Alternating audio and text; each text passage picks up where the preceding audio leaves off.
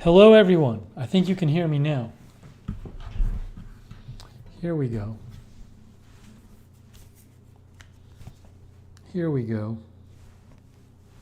Let's just make sure.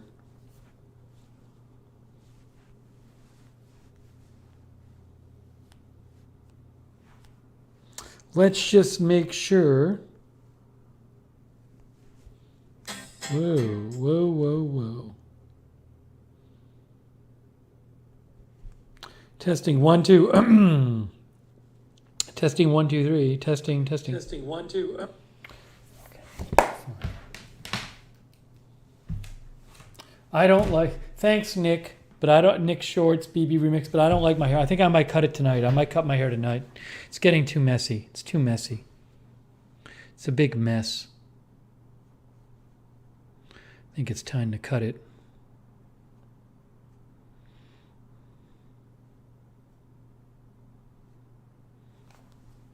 Yeah, it's cold here. Well, it's colder than it should be. AJ and Sarah are modding. Hello, AJ and Sarah. Thanks for modding. We have Shaft, Madison M, BZ, James T, Queen of the South, Jimmy Z and J, Fahrenheit, Uncle Ursula Anderson, Cherry Cola, Gossamer, Tom Bombadil, her mom, Elier,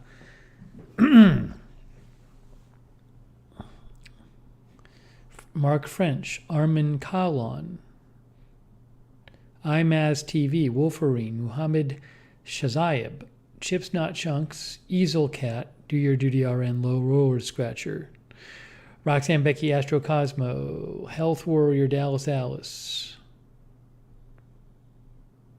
Lark Sporadic, Darth Tater, Wolverine, Dog Toggler, Jimmy Z and J, Pro Z, Sharon Heberling. How are you, Sharon?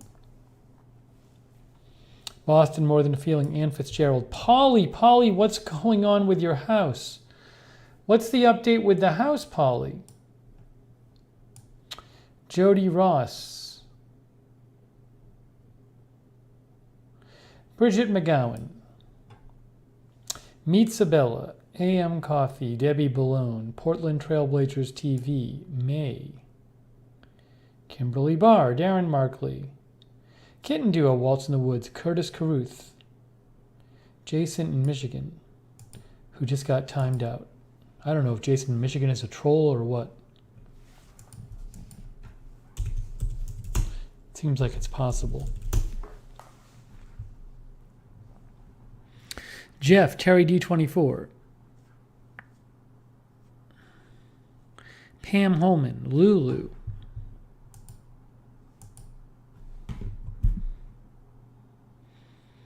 Connor Backus. Hey, Connor. So welcome everyone in the stream. Anita Modolewski is here.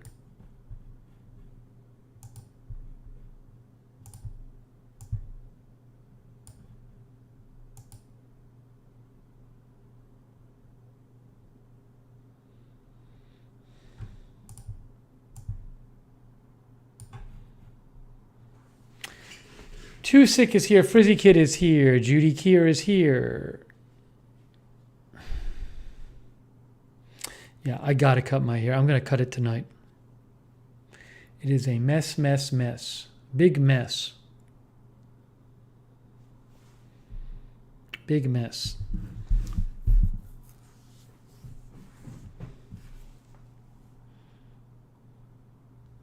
No, we did want no more haircut streams. We did one. Paulie says he is cleaning, fixing things at his new house, getting roof estimates, so much happening, under contract for sale of the condo, so praying all goes well there too. All right. Paulie, we would love to have you on and zoom in sometime to update us. Let us know when you want to do it.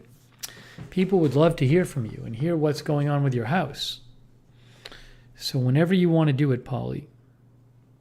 Lamar Watkins is modding too. Thanks, Lamar. Kinky Streets is here. 12 Tree is here. The next repair you get to watch? I don't know. We'll see. Callie Voltaire is here. Two Wheel Pines is here.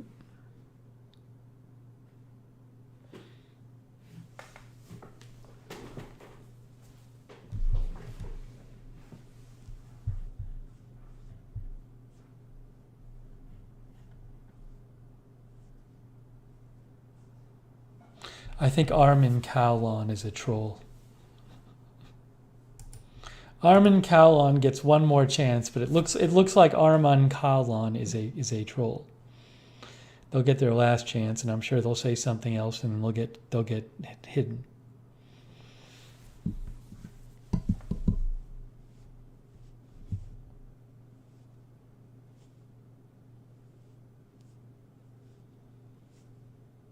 No, the handyman hasn't been over. So when the handyman comes over, I don't have the new AC yet. When they deliver the new AC from the replacement AC from the appliance store, I'll get it. So I don't know if it's going to come this week or what. I got to check in this week about it.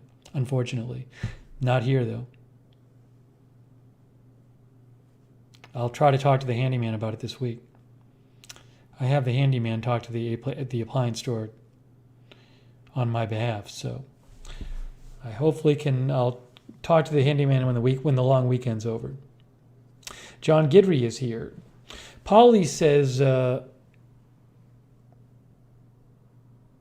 not there at night really yet, July 4th weekend.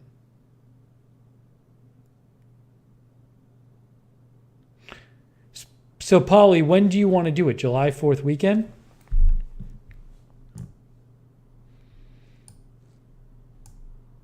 Polly, if you want to zoom in tonight for a few minutes and just update people on what's going on, people want to hear from you. They want to hear the update, but you don't have to. So if any time during the next few days you feel like we're on the air and you feel like zooming in for a few minutes, we'd love to hear from you.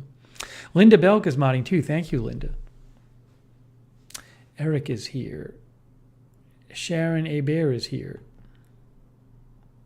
Tony Del Monte is here. Tony, I was reading an article today about pickleball.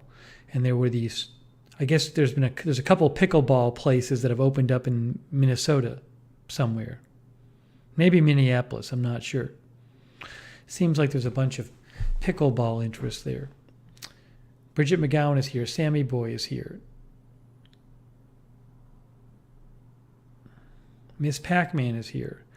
Andrew Broadwater is here, who has a cold. I hope you feel better. Andrew Broadwater, who has a head cold.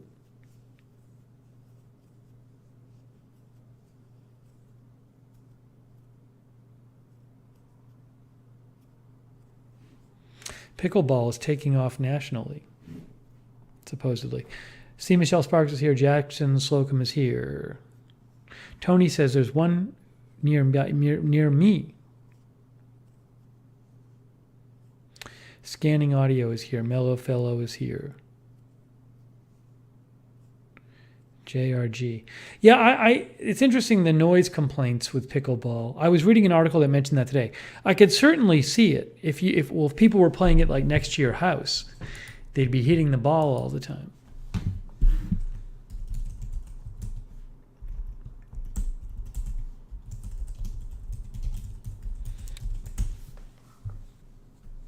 Yeah, look it up, Michelle. See Michelle Sparks. Look up a video on it. You can find videos explaining it.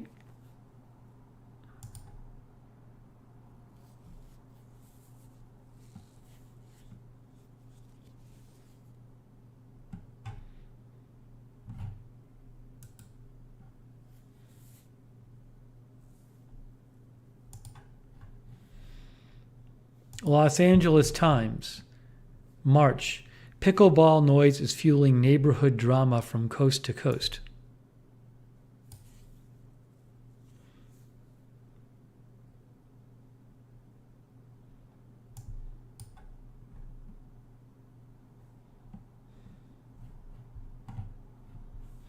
That's a video. Anyways, Tim Parker is here. Tony says the one near him is called Lucky Shots. Yeah, I actually looked that one up, Tony. I saw some pictures of it.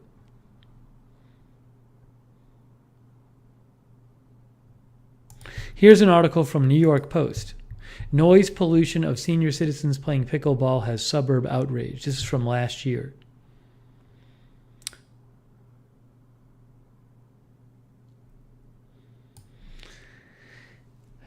The sound of hard plastic balls hitting paddles. The pop, pop, pop sound is unending. It's noise pollution, said Judy McAlew, steps away from the town's court. Absolutely, the court should be shut down.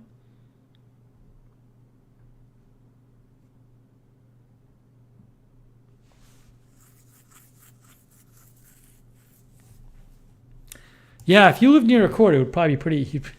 Yeah, I mean, what it is you have this ball. It's like a popping sound when the ball hits the racket. So I assume if you live next door to a court, you would just all the time hear this piercing popping sound.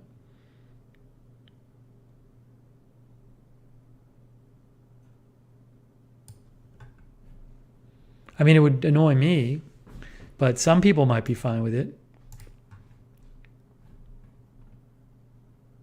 I don't know if the court went in there, after the people bought their house or what happened.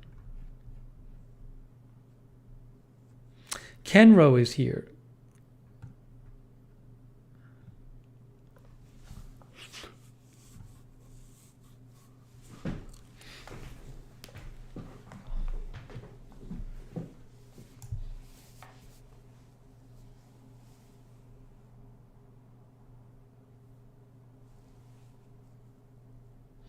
Jackie Morgan is here. Gary Hammonds is here. Armin says I'm not a troll. We'll see. Tom Mix is here. Wendy Sierna is here. Maddie Ice is here. CV is here. Angelina Knox. Frizzy Kid. Trouble with the Trees. Gary Eckert. All right. So, originally I was going to come on a little later tonight, but my schedule kind of got changed. My schedule's been messed up for a couple days now because 2 nights ago, what night was it? Thursday night? Oh my gosh. I think it was Thursday night. We did a live stream about crypto from like 3:30 to 5:30 or something. It was like a 2-hour stream, and I believe it ended after 5 a.m. And whenever this happens, whenever we do a really late stream like that, it really messes me up for a few days. Because I don't go right to bed. Oh, Sarah says it was Friday night? Oh, today's Sunday. Yeah, no, you're right. Sarah's right. It was Friday night. So, but anyways, I can't go to bed right after. So I think I went to bed that day at like 7. So whenever we have a night like this, it messes me up for several days.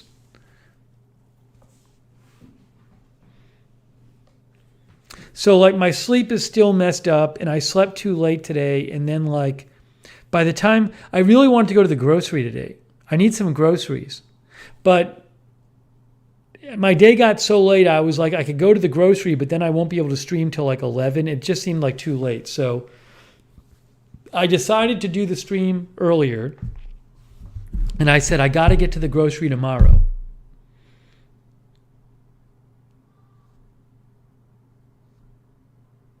A couple people have already asked about this AC. Taylor Johnson says no new AC yet.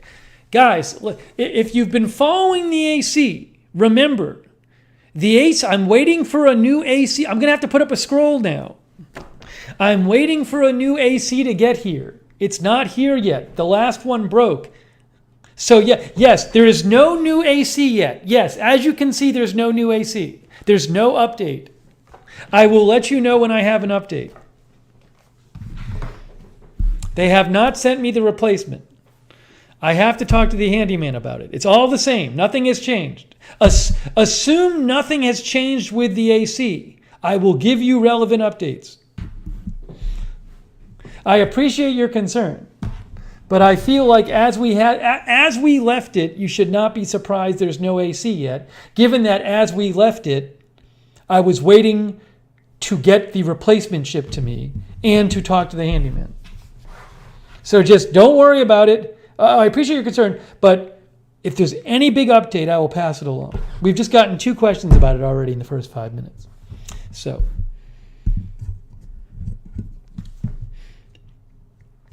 all right.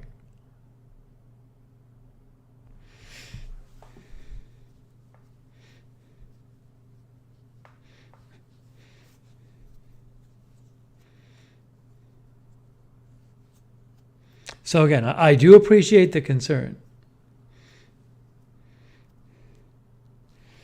But again, I feel like as we left it, if you don't see the AC there, then you should assume things are status quo.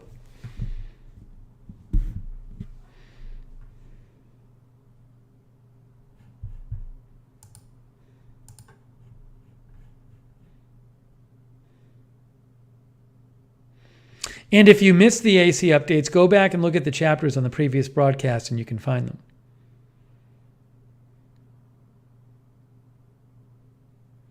Tony says pickleball might be at the Special Olympics Minnesota. Very cool, very cool.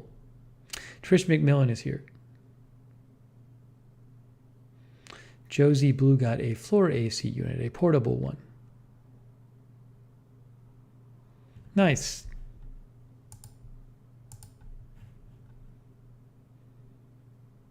I used to have a portable one. The thing about a portable one is you had to like empty the water every once in a while.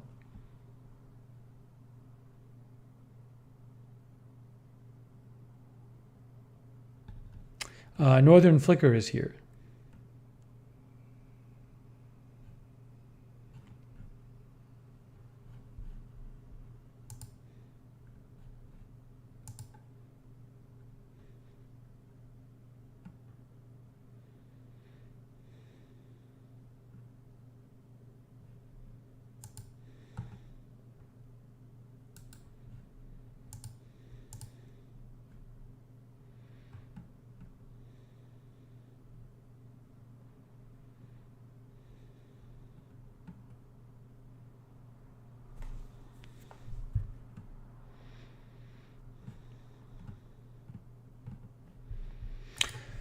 And let's see here. Karen is here.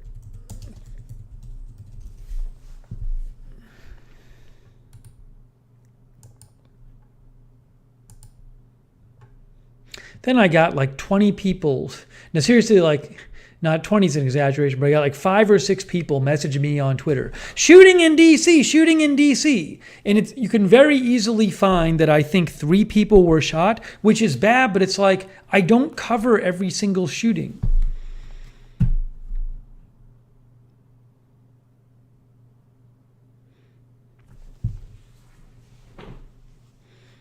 I got all these people messaging me about it.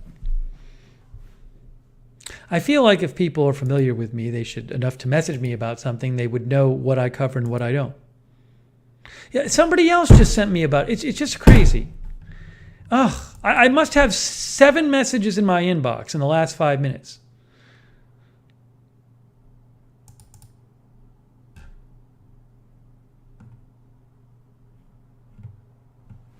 Curtis Carruth is here.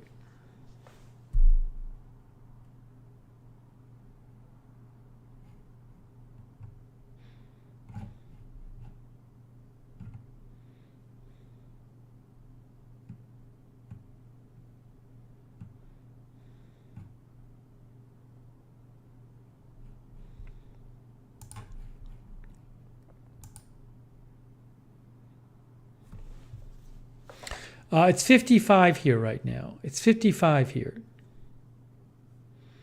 It's cold. It's been cold all day. 55. It was like in the 50s during the day today. But it's going to be warmer tomorrow.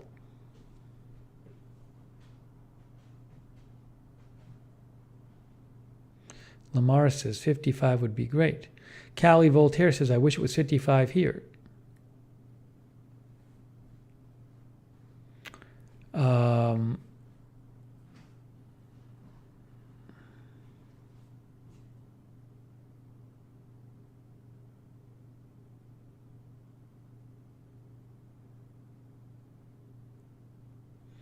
Linda says 90 here, and it's hotter than that in, believe it or not, Minneapolis. Linda, is your water working?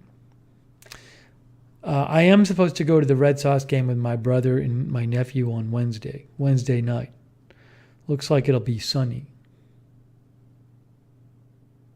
Yeah, don't need any sweaters here. I have some sweaters.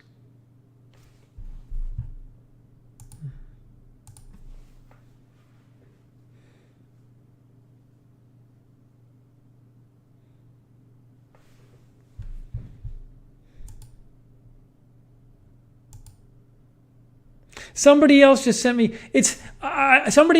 a link about the shooting, and it's like do, before you send me a link, just do 7. You can do 15 seconds of research and get more details and figure out if it's something I would cover.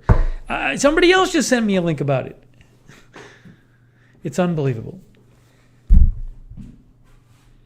April Coco is here. Says beautiful weather in NYC.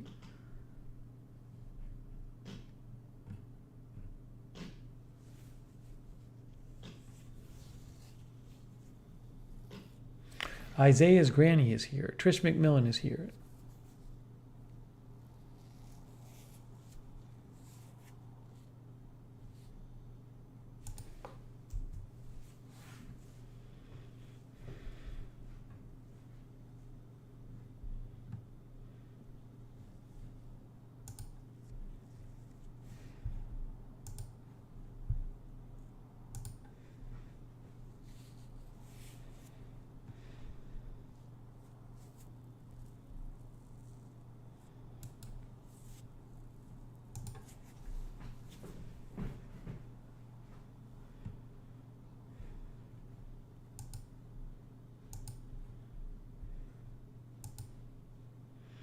Again, I got to get to the grocery tomorrow.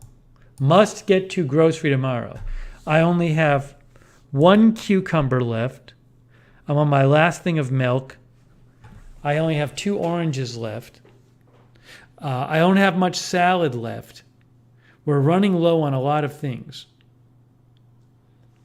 So I got to get there tomorrow. Richie Vegas is here.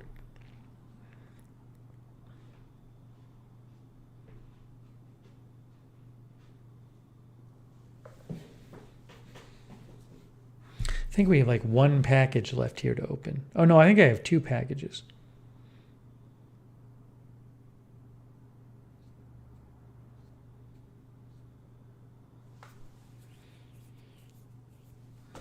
Jonah, I'm sure I'll be able to get to the grocery, even if I have to cover news. I can do it before or after. Yeah, soon to be grocery crisis. We're just about at a grocery crisis. I said I would have gone today. My schedule's all messed up. Everything's messed up.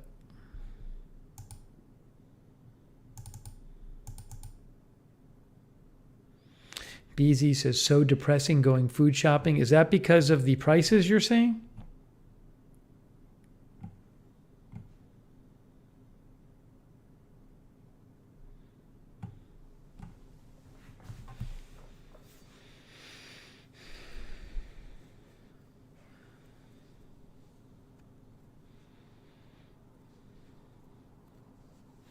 AJ says it's hard to find stuff sometimes, too. BZ says yes, prices.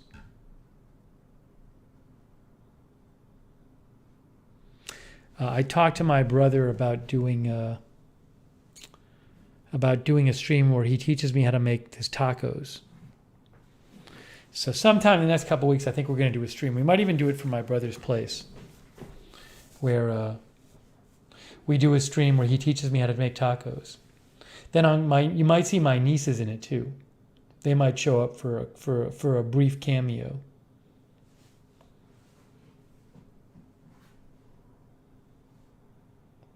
Marzell is here. Madison M is here. You might see Zara. Some of you have seen Zara in the chat. Or my niece Zara. You haven't seen her. You've seen her post stuff in the chat. It does sound fun. Yeah, my brother's down to do it, so.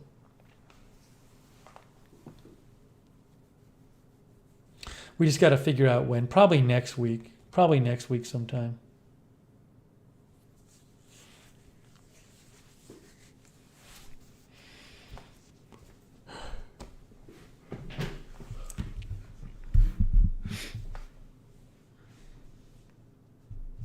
Dart Q is here.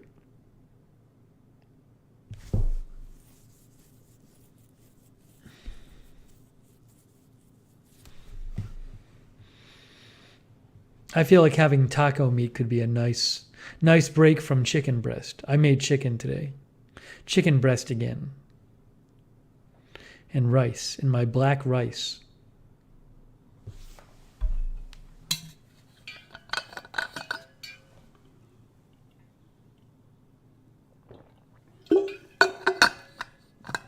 Andrew Andrew says, I just realized banks are closed tomorrow. Yeah, I mean, I don't know if it's around the country, but some places are closed tomorrow because of the holiday, Juneteenth. Like stock markets are closed in the U.S. I think Juneteenth was technically today, but because it's on a Sunday, you have the public holiday is Monday. See, look, Juneteenth, Sunday in Massachusetts, public holiday Monday.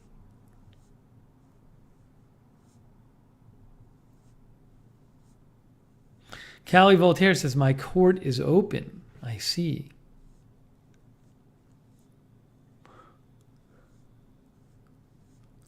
April Coco says, I am off for the first time tomorrow for Juneteenth.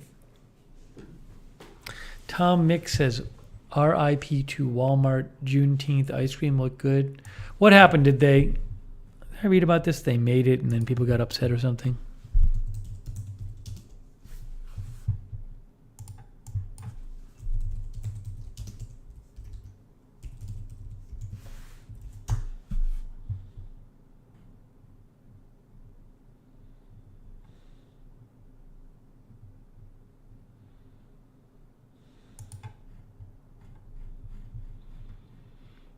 New York Daily News says last month Walmart came out with there's Juneteenth ice cream.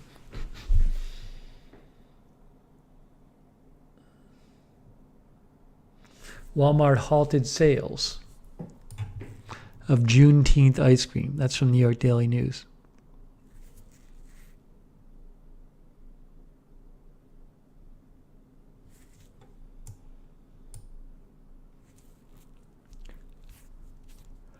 Bridget made pizza meatballs for supper.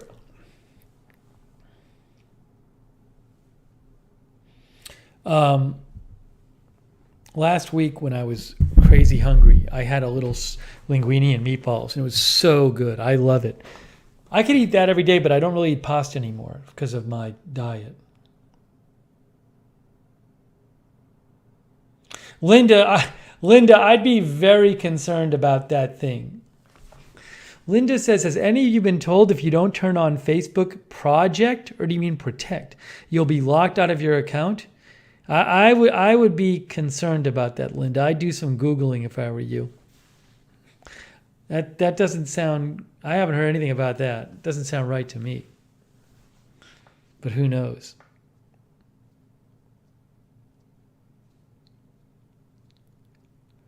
Bridget McGowan is here.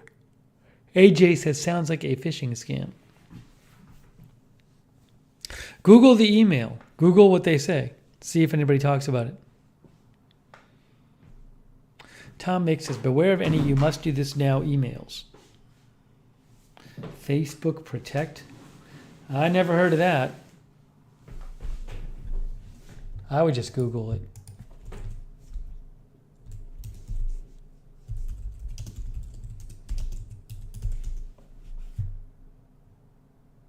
Now look, PayCMag says that Facebook Protect email is real, what you need to know. So you can read about it here. This is from PCMag.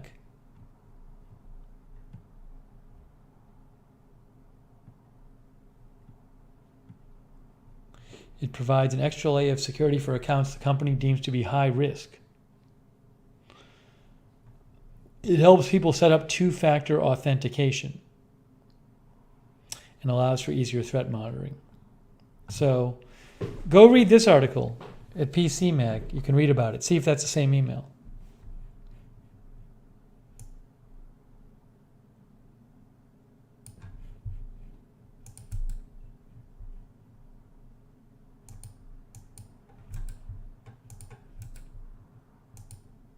Tom's Guide also has an article.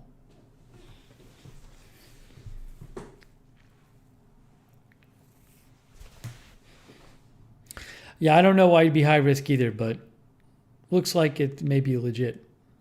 But see if it's the same thing that they're talking about in these articles. Oh, she says it was on Facebook, not an email. Yeah, it says messages and alerts, so it could just be an alert on Facebook.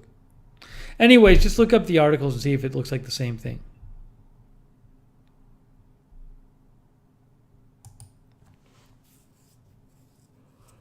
Biskabuska said, I logged out a few days ago and couldn't log back in until I did it.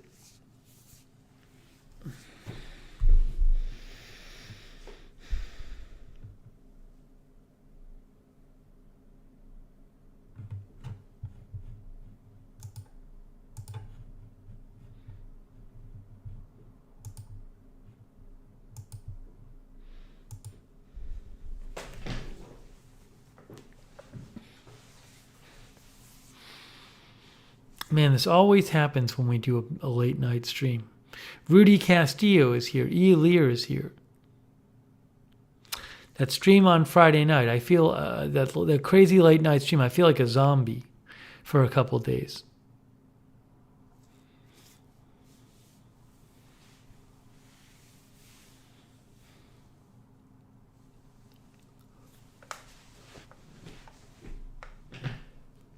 We've been doing a bunch of coverage of the crypto stuff.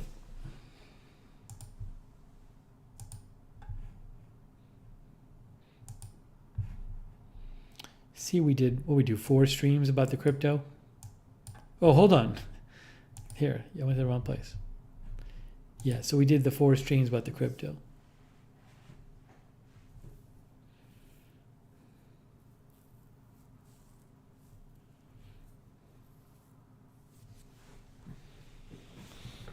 So maybe more to come on that.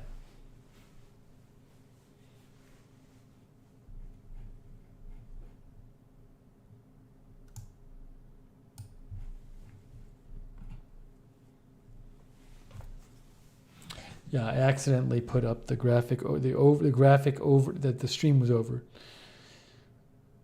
MJ is here. Is that the real MJ, guys, or not? I guess it was fake. It looks like it was fake MJ. AJ caught it. Fake. Maverick thinks if you do a lot of politics on Facebook, they will think you are high risk.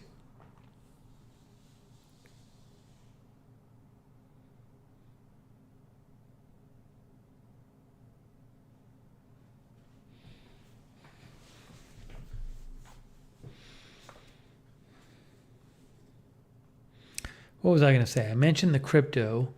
What else was I going to mention? I can't remember. It's based on what somebody said in the chat. Oh,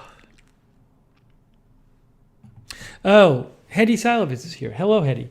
So somebody asked about my toilet. I think Carlos, my toilet seat. Toilet seat's working great. The toilet seat's working fantastic. It's wonderful. If you didn't watch it, we did 2 streams of me installing the toilet seat, because one of the bolts was messed up.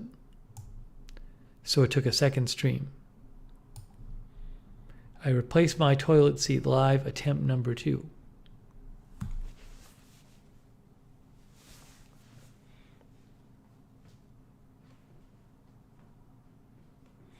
Joe's Crayons is here.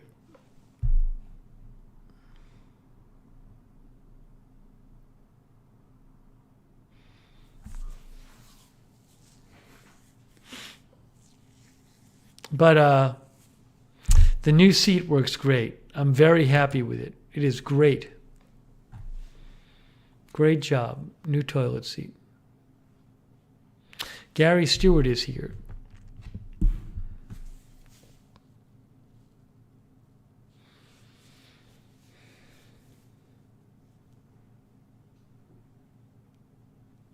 Albert, I don't think that will become my most viewed stream. Do Your Duty RN sent me the key locking pliers.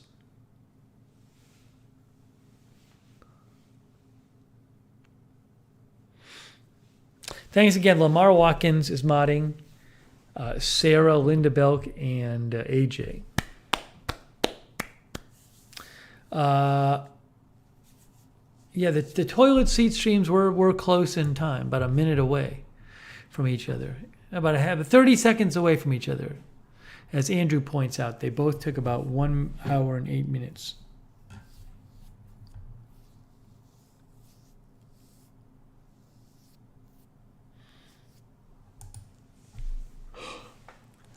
Whew.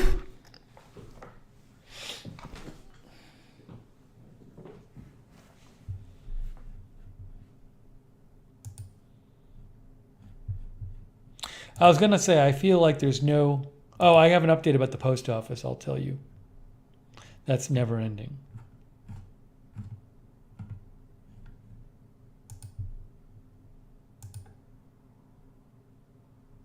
Every time I update you about the post office, it takes forever because I have to by as an intro, I have to catch you up from the beginning, and that takes like 5 minutes at this point because it's gone on for so long.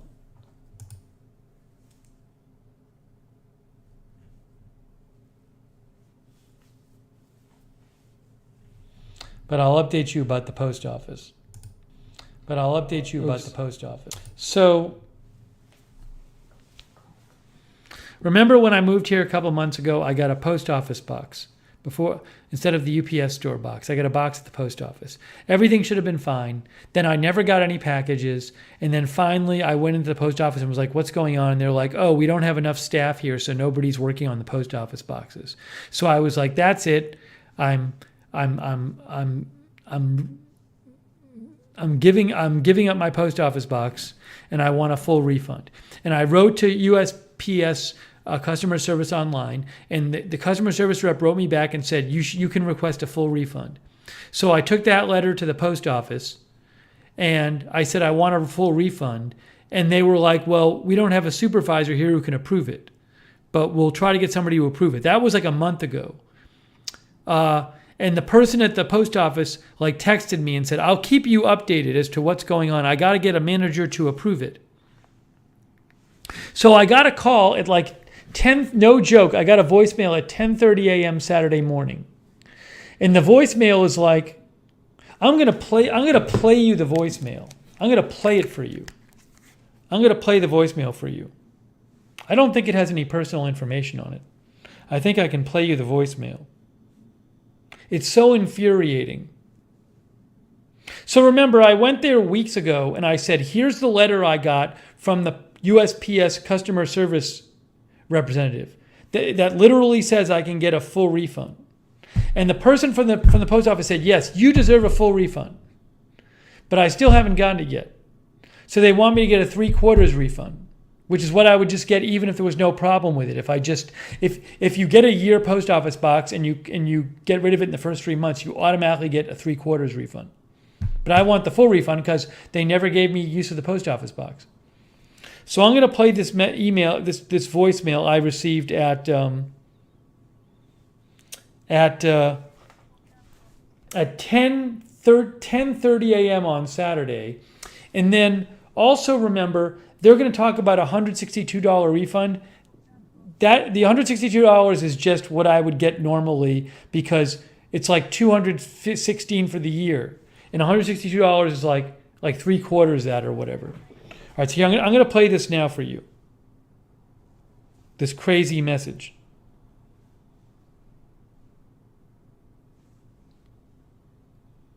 Hi, my name is Pongnan from Newton Center Post Office.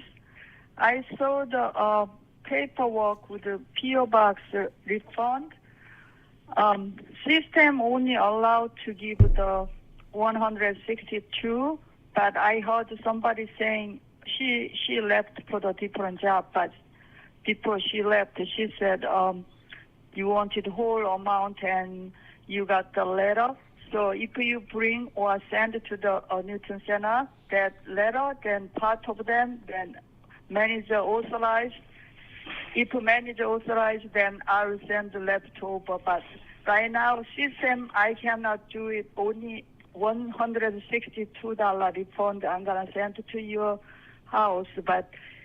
And also I need, if you didn't do change of address card, please fill out. If you did, then just ignore my notice, okay? So I'll send it to your address. Thank you. Bye-bye. So first of all, she says somebody else here said you had a letter saying you get a full refund, but she's not here anymore. This is the first I've heard of this. Remember, there was the clerk at the post office told me, she said, I'll keep you updated. I'm going to get this done for you. Here's my cell phone number. She called me and left a message several weeks ago saying, I'm going to get on this. Now I get a message from somebody else saying that person no longer works at the post office. Also, she's like, well, if you have a letter from the post office saying you get a full refund, bring it in here. That's what I did a month ago. I brought it in there a month ago and I gave it to them a month ago. So I got to go bring it in again? Why do I have to bring the same letter in again? It's just ridiculous. So it's infuriating. The whole thing's infuriating. So like we're back to square one.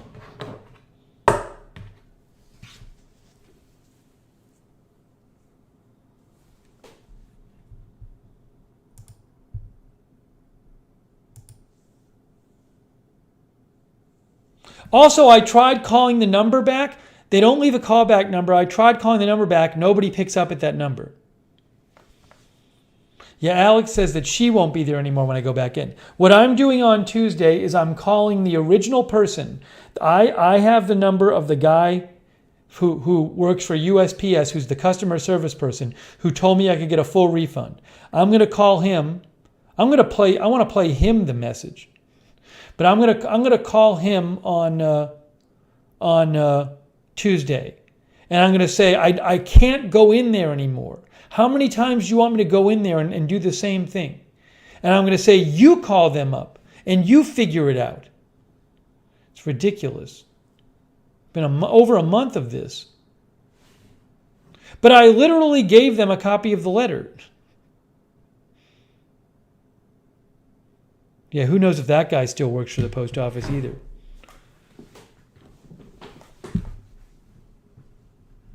Paula Faust, I'm sorry you're not feeling well. I hope you get better soon, Paula Faust.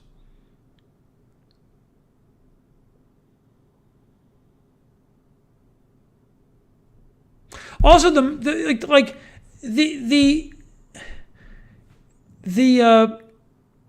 the message doesn't even say who she is. She says it's like Puna from the post office. Well, who are you? Who are you? Are you the manager? Is there a number I can reach you at? Just unbelievable.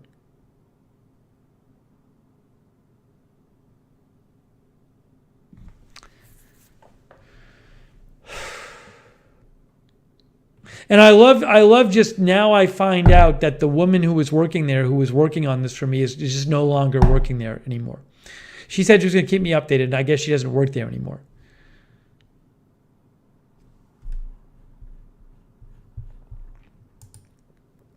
Anyways, just infuriating. I can't waste more time going back there again. I already wasted time going in there. It's just wasted time. If I go in there, I guarantee you if I walk in there again, nothing's going to get done. It's not going to get done. Ian says you need to contact the postmaster for the station. There's no way to contact the postmaster for the station. When I talked to the post office customer service rep a month ago, he said there's no supervisor at that station. He didn't know what was going on there. He said, we don't have a supervisor. I'm just going to call the guy I talked to a month ago. Let him deal with it.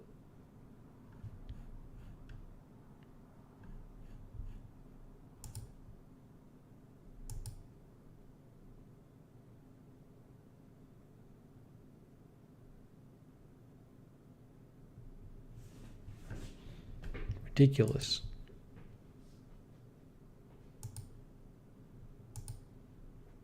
AJ Reno says, not just the time, it's the aggravation.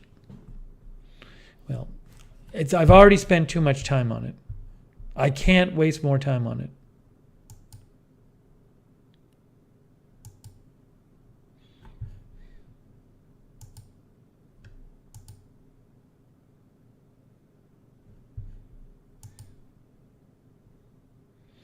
Anyways, so who knows?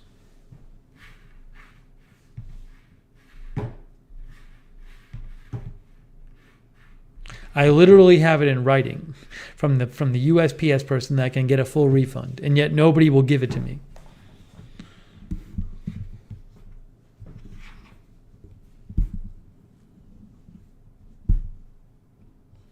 No, the post office in Orlando was good. They were good there in Orlando. Post office in Atlanta was fine too. This one is awful. Please do not repeat questions in the chat. Do not repeat questions in the chat.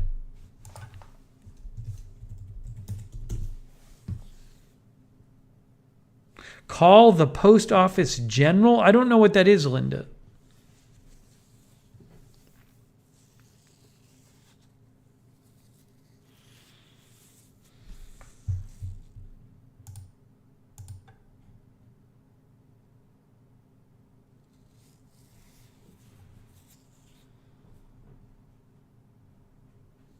Yeah, there's no postmaster to call. I already talked to somebody who worked for the Postal Service. I'll call them. I'll call them again. I'm going to call them and tell them what's going on.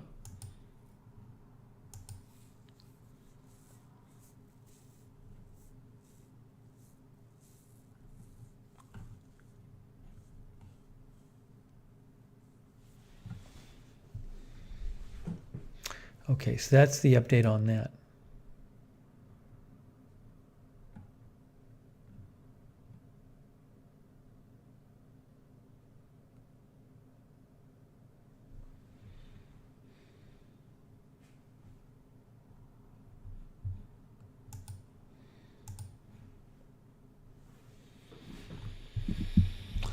I'll call on Tuesday.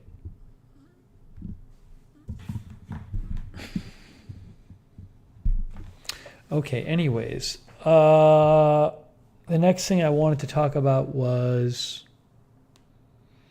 what happened, my funny tetanus booster story.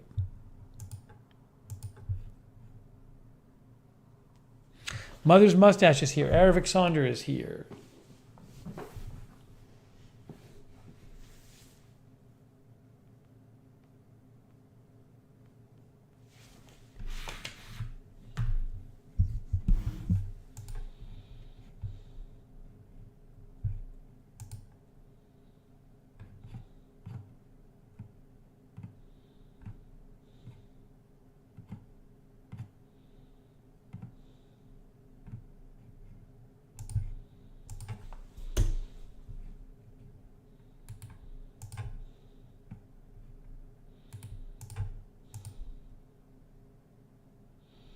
Crop Duster is here. Manuel Castillo is here.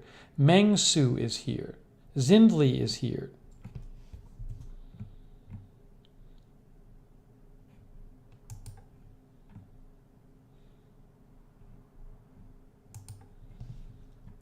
Hang on one second here.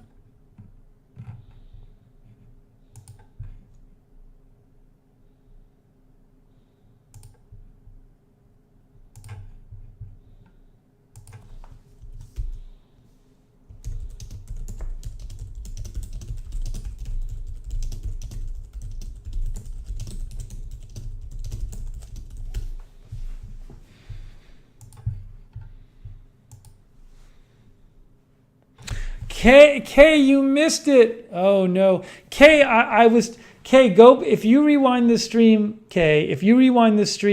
15 minutes ago, Kay, you will see that I discussed all these people messaging me about this shooting thing. That if you look and find more details about it, you'll see it's certainly not the kind of thing I normally cover. I just replied, Kay. So I appreciate you trying to keep me informed, but it is just not the kind of thing I normally cover.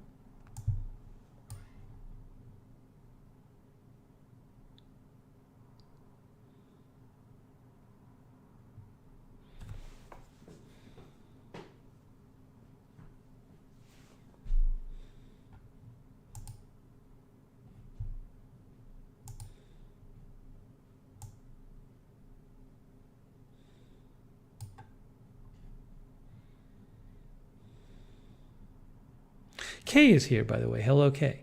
Gordon God is here. Herculean Effort is here.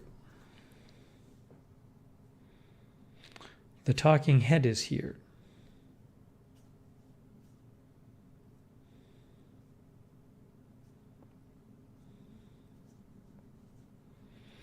I want to tell my booster story, my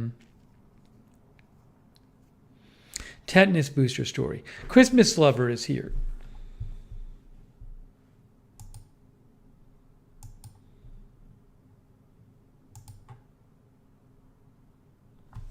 Linda Gordon says, I've noticed it is difficult dealing with places that are lacking in good customer service. It appears to be happening a lot. Maybe I am just old and do not like BS. Geraldine Carstensen is here.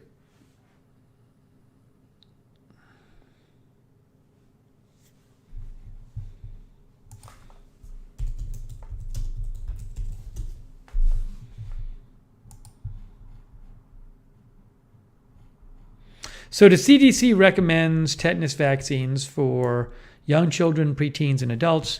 I believe the recommendation is as an adult, you're supposed to get a booster every 10 years.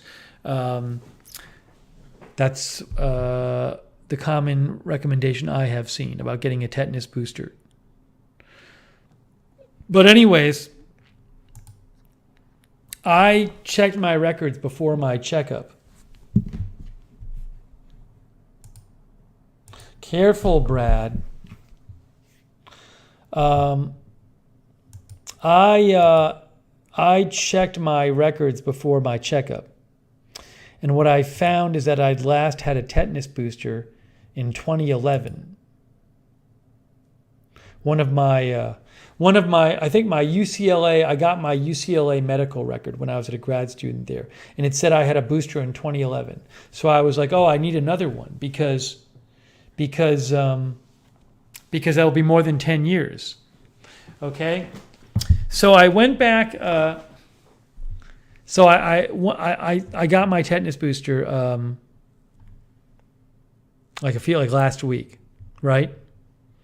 So after I got my tetanus booster,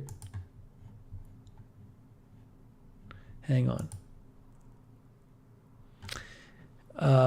Peasy says every 10 years is right for tetanus booster.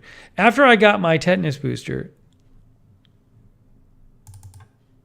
I then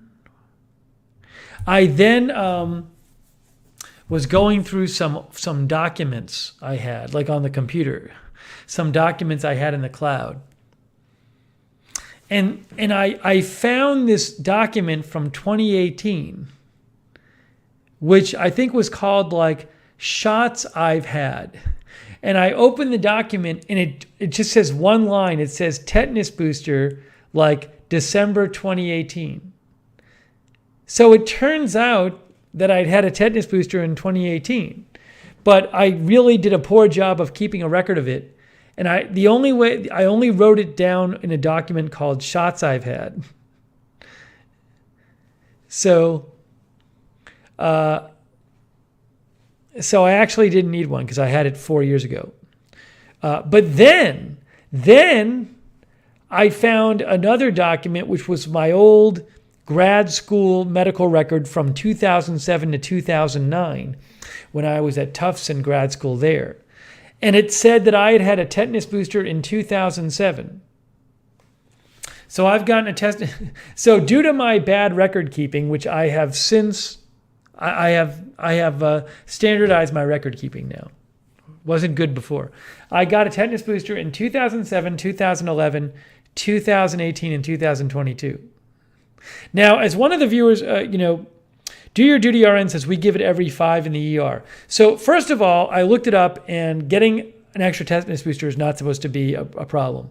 Second of all, I believe it's common in a hospital, like if you step on a nail and you haven't had a tetanus booster in 5 years, they might actually give you one in the hospital. So it should not be a problem from everything I gather, given, that I had a tetanus booster like one in 2007, one 4 years later, one 7 years later, one 3.5, 4 years later. But at the same time, I am keeping better records. One problem I have is I move around so much. And so, when I got my tetanus booster in 2018, like That's the only year I saw that doctor. I was in Atlanta, and I was on Kaiser one year, and then another health plan a different year. So I have all these different records floating around. It's not like I have the same doctor for 20 years. So, but I now have one folder where I keep all my health records, and I'm being diligent about keeping them all there. So, yeah, super protected. I don't think the extra booster helps you anymore. I think it just nothing really happens to you with it, with the tetanus booster. Anyways, I felt kind of silly though when I saw the one from 2007. So I had one. So twice my bad record keeping has made it that I took a tetanus booster shot like 4 years after I'd already had one. Yeah, Jen L says, take that, Rusty Nails. But I have it written down now. So stupid. You know, it's one thing to get it extra one time, but I did it twice.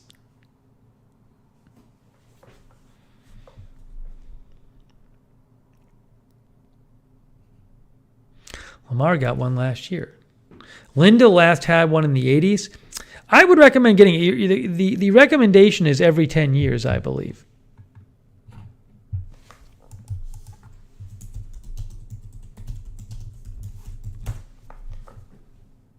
Here, right here, I got it. CDC. Adults should receive a booster dose for tetanus, that's Tdap or TD, every 10 years, or after 5 years in the case of a severe or dirty wound or burn. That's from the CDC site.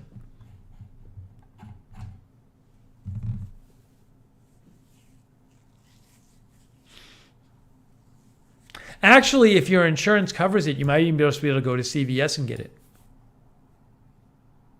Sonic says, hey, Sonic, good to see you. Sonic says, we will know something is bad with your record keeping if you schedule a colonoscopy in August. I will certainly remember I had that. Tom says, this sounds like the backstory for a new Marvel superhero. So stupid. Do Your Duty RN says, if you can't remember in the ER when your last one was, you get another.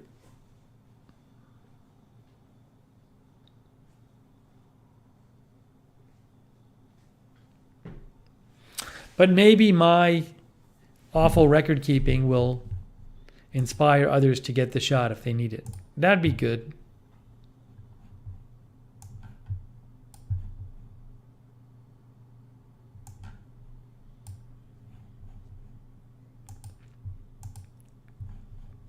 You would think I would have kept better records. I don't know what I was thinking. Well, we get older, we get wiser.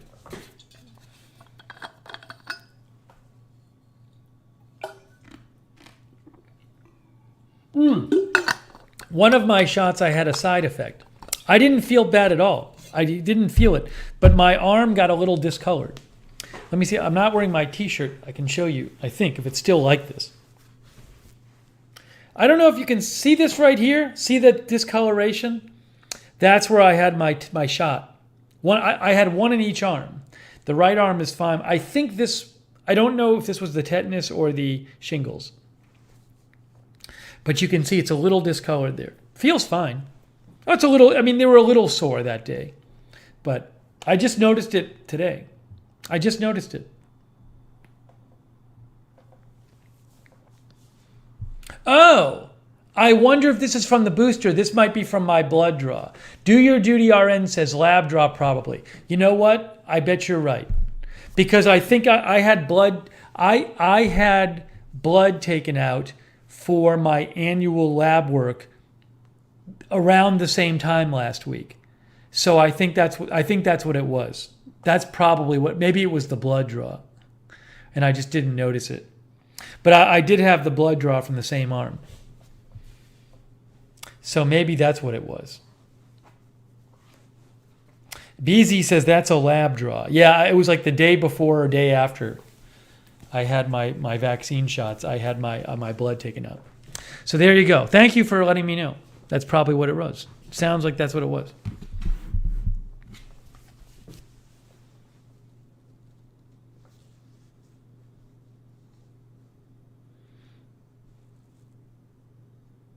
Sarah says that makes more sense. But I just noticed it. Darren says, I got the same thing when I get my labs done. Gossamer says shots are usually in the upper arm. Yeah, you know what, guys? I think you're totally right. I wasn't thinking. I had my shots were here and here. You're totally right, because I had Band-Aids on both my arm for the shots, and they were on upper arm out here. So when I saw this, I just wasn't thinking. I had forgotten that I'd gotten the blood draw here. But I didn't even have the shot here. I had my shots here. You're right. You're right. Sarah says, my first thought was, why is a shot happening there? No, they were both here. I just forgot.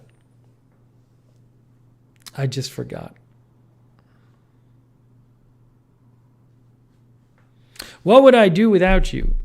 I would have mistaken ideas about... Oh, Elir said I showed the Band-Aids? Maybe I did. Without you, I'd have mistaken ideas about what my bruise is.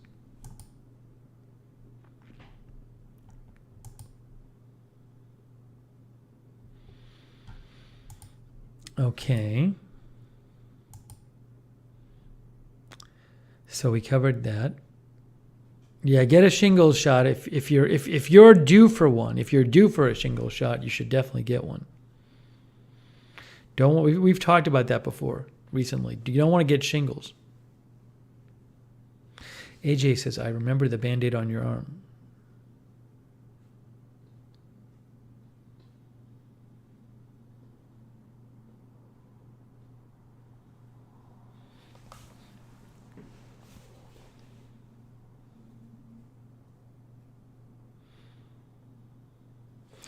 Manuel, Juneteenth is today, but I believe the public holiday is tomorrow.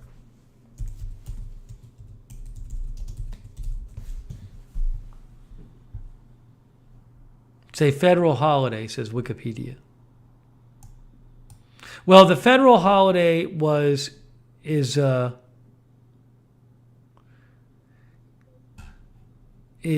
19th, I believe. But I know in Massachusetts, the public holiday is June 20th.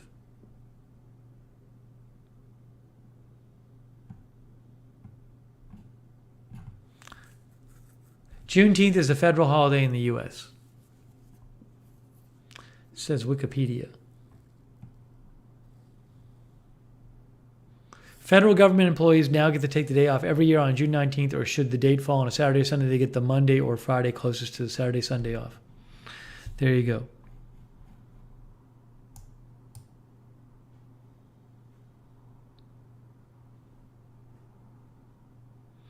The Prepared Ranch is here. Casey Pemberton is here. Helena had shingles on her face 5 years ago. Got diagnosed and treated early, so I got over it pretty fast, but one eye swelled shut. Oh, happy Father's Day, everybody.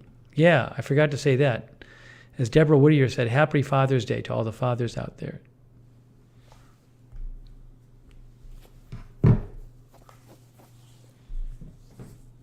April Coco has annual physical tomorrow. All right, April Coco. Make sure you know your tetanus booster history, April Coco.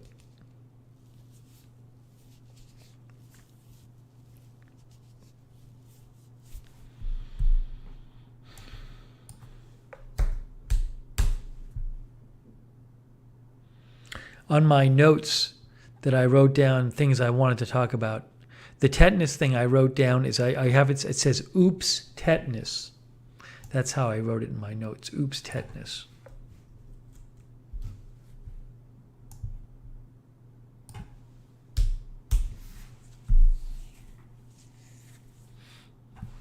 Hetty has physical too tomorrow. Wow, big day.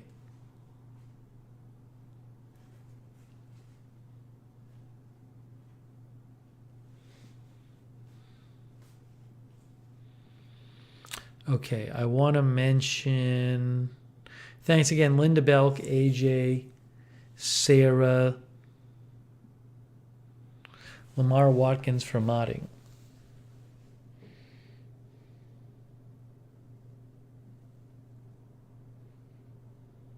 If you missed it, I was going to go to the grocery because I need to go. But I felt it was too late. I got to get the stream in. So I got to go tomorrow. Got to get over to the grocery tomorrow, or it's going to be very problematic.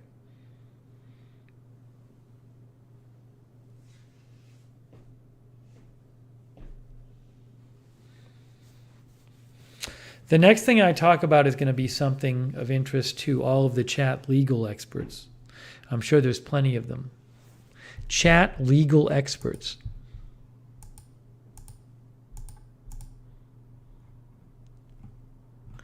Do a quick news check here. Let's see.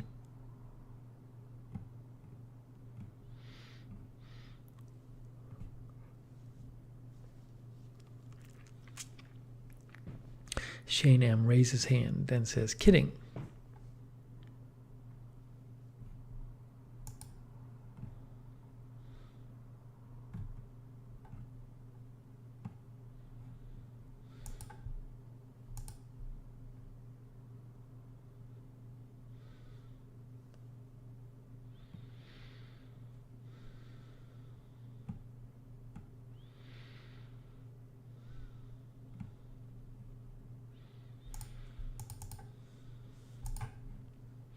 Okay. Here is my story. Then all the chat legal experts can weigh in. So I came home a few days ago, and in the driveway of the place I live, I saw my next door neighbor and a tree repair guy in the driveway for this place. And the tree repair guy was like getting ready to go up into the tree, but the tree is on the driveway for this property. So I'm driving up the driveway, and I see the neighbor. The neighbor's a nice guy. Seems like a nice guy. And I roll down the window. I'm like, hey, and he's like, I told the owner about this. Now I know who the owner is because the owner is a family member. So he said, I told the owner, and I said, oh, and then I said the name of the owner, and he was like, he repeated the name, but he didn't show much recognition. And I was like, okay. So I go inside and I look out the window, and so what the tree repair guy did is they came on this property, and then they climbed up the tree, and then I guess they trimmed the branches that were overhanging onto my neighbor's property, right? Because the neighbor's property is right next to this property, and the tree is like in the driveway right next to the fence. Okay? So and the guy climbed up in the tree and was just cutting stuff that was hanging over the fence. So I then called the landlord, and the landlord said to me, "Oh no, I never talked to this person. I don't remember hearing from them." So I did some looking up. I guess in Massachusetts, you are allowed, if there's a tree that's not on your property, but the branches go over your property, you are allowed to trim anything in your airspace. In Massachusetts, you are. So if I have a house and somebody's tree is overhanging my house, I can trim it myself. But I believe what you're not allowed to do is I'm pretty sure of this. I'm pretty sure you're not allowed to go on your neighbor's property. Because remember, when I showed up, this person, the tree is on this property. So the tree repairman came onto this driveway and walked up and got up into the tree from this driveway. So my thinking is, if the person who lives next door wants to trim the tree, then the burden's on them to get somebody up there. But they legally they can't come on this property and just go on the driveway and just start climbing up into the tree. So the landlord's like not going to make the landlord is not going to make a big deal about it right now. But Tom Mick says if he fell from the tree on your property. Well, if he fell from the tree on this property and the landlord never gave permission, it's not going to be the landlord. The landlord is not going to be liable. The landlord can't help it if somebody trespasses on their property and climbs up a tree. Namawasti says that happens to me. The neighbor's yard man comes over, trims the hedge, and leaves all the leaves and debris on the ground for me to pick up. Linda says he could claim he got permission. The problem is, Linda, I don't think if the neighbor was to go to a court and said, I got permission and had no evidence of this, and then the landlord said, no, I never got contact about this. I don't think I think the burden, you're going to have better evidence as the neighbor would have to have better evidence than just claiming that they got permission. Is there a no trespassing sign? The landowner could be legally liable? Ziggy, you're talking crazy. You're talking absolutely crazy. Ziggy is claiming that you're only protected, that if somebody comes onto your property and injures themselves without your permission, then if you don't have a no trespassing sign up, then you're legally liable? What a ridiculous thing to claim, Siggy. That is on the face of it ridiculous.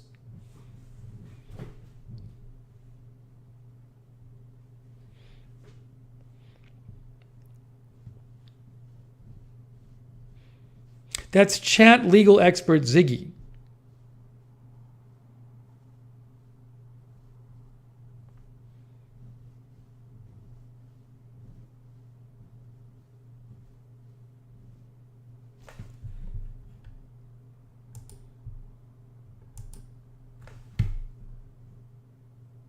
There is no way that it's the case that if somebody just comes on your property and doesn't have permission to be there, and then they injure themselves, that the landowner's liability depends on whether they have a no trespassing sign up. That's ridiculous. That is ridiculous.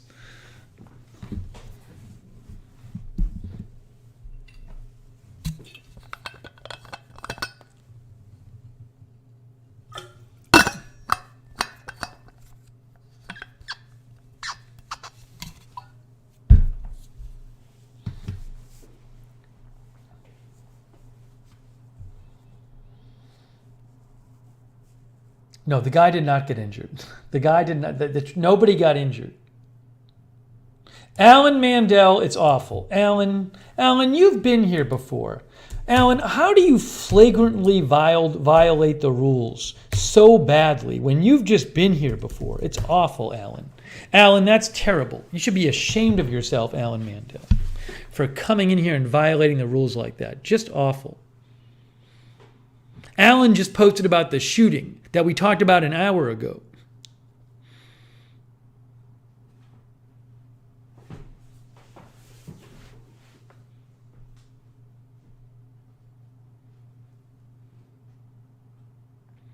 No, Stacks, the person who trimmed the tree was there for 20 minutes.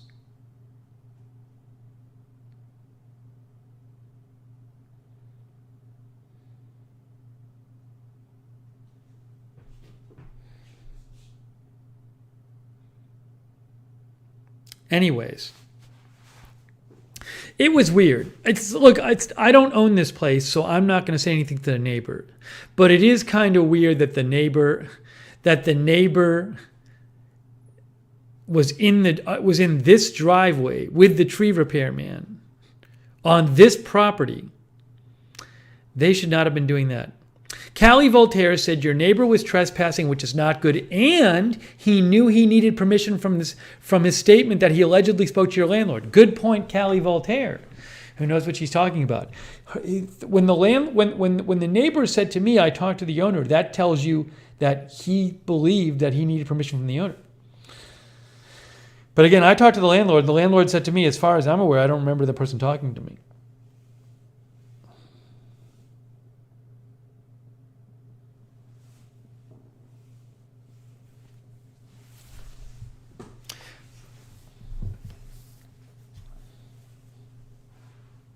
Also, if the landlord here, who's not, but if there were a landlord who was really litigious, a landlord could probably sue the neighbor, because the landlord could say, look, neighbor, you trespassed on my property with your tree repair person, and you had that tree repair person climb up my tree, and you could say it damaged my tree. Because legally, that person isn't allowed to climb up that tree if it's not on their property. They need to get a crane or something on their own property, or some kind of bucket truck, and go up there. But they can't climb up the tree if the tree's on this property. So I would think that if the person who owned this place wanted to, not that they're going to, maybe they could sue the neighbor for defacing the tree. Now they would have to. I don't know. Maybe they wouldn't sue for very much. Maybe you have to show damages to the tree, but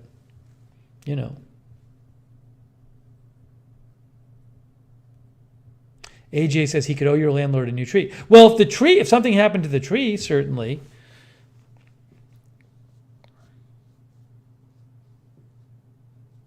I wonder if there's but just the act of trespassing. What legal jeopardy could the neighbor be in for doing that? It wasn't his tree. The tree's on this side. April Coco says it's very brazen of the neighbor to just trespass like that. I don't like it. I mean, what it is, it's honestly, it's the neighbor being cheap, because the neighbor wants to cut the branches that hang over the fence, and that's their right to do in Massachusetts.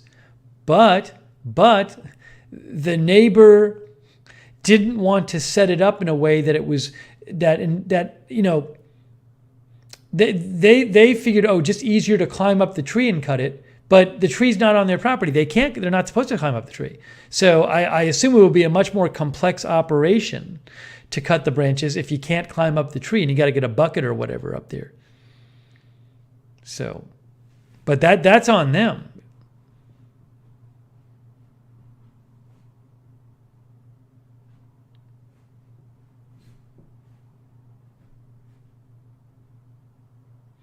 No, Ziggy, you know why you were timed out, Ziggy. You know why you were timed out. Don't act like you don't. Stack says, I'm surprised he paid for it. Well, it sounds like he was concerned about the branches. I mean, that's fine. You can be concerned about the branches. Just it's weird to be. I would never go on a neighbor's property with my own tree repair person and have them start climbing the tree. I'd be really worried about what legal jeopardy that would put me in, by the way. Albert says, this sounds like a great Judge Judy episode. Cindy Jones says, I bet he talked to the downstairs people, thought he were the owners maybe. Well, if he did, he didn't do a very good job, because they wouldn't say they're the owners. Yeah, I mean, he could have talked to people downstairs and thought they were the owners, but he's got to do a better job of ascertaining it's the owners then. Because they're not, and they're not going to lie and say they are.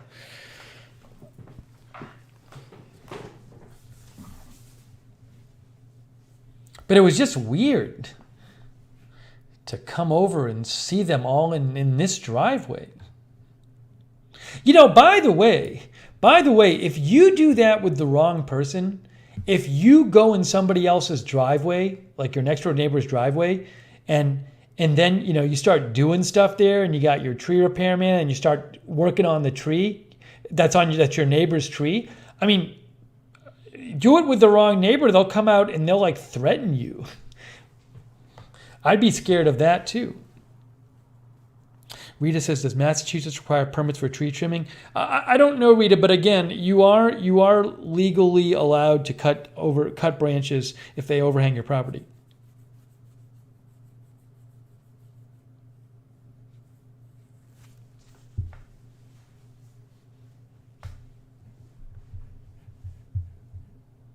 I'd be worried about my neighbor beating me up if I went and did that.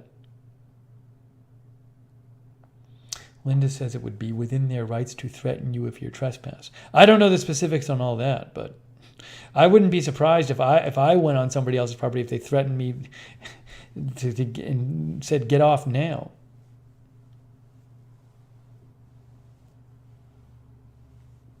Do your duty, RN says, here people threaten to shoot for stuff like that. Oh, I wouldn't be surprised if somebody did. I wouldn't defend it, but I wouldn't be surprised if somebody got that angry about a neighbor coming on their driveway and having the tree repairman climb up the tree and start cutting things on it. 12 Tree says, I just climb up and cut off the part on my side only. I have to get a professional to cut the big ones. Why do I have to pay, though? It is his tree, violating my space.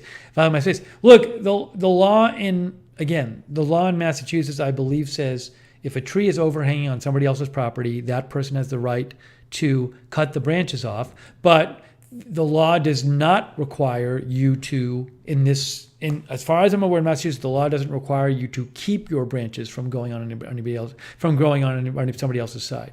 Now, if you do have branches on a tree on your property that overhang somebody else's property, and like there's a storm and the branch falls down and does some damage on the other person's property, maybe you're liable for that.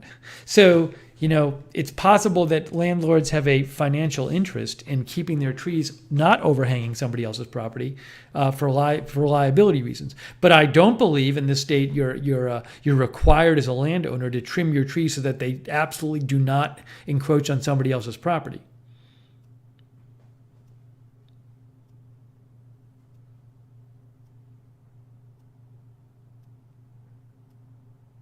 Yeah, Don Coven says, so a professional went on the adjacent property to cut branches off a tree without written permission from the property owner.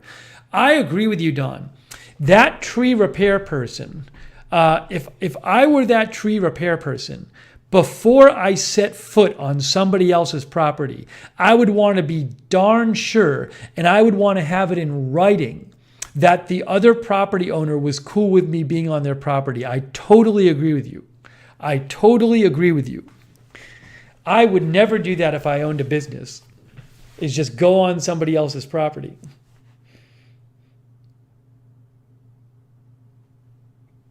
I agree with you there.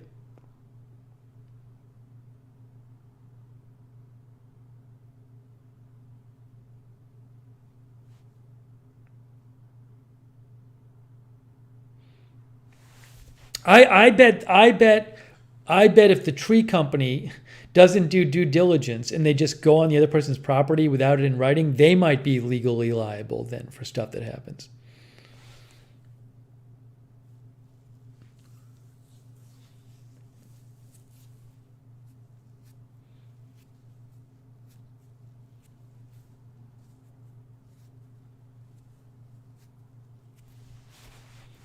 It's weird.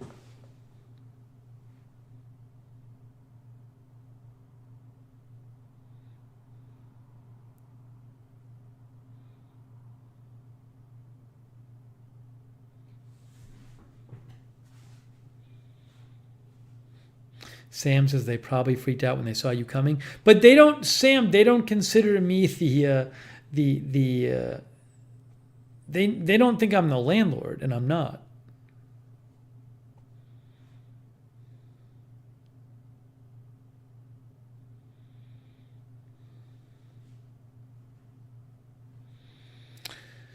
It was just odd. It was really weird. It was weird. The neighbor seems like a nice guy, but that was really weird. No, the neighbor doesn't know what I do. I would never do such a thing.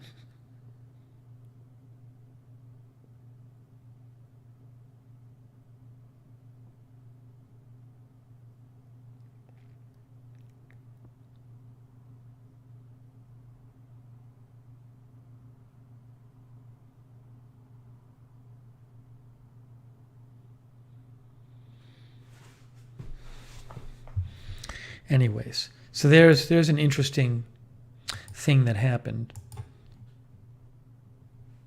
People are still messaging me about the DC shooting.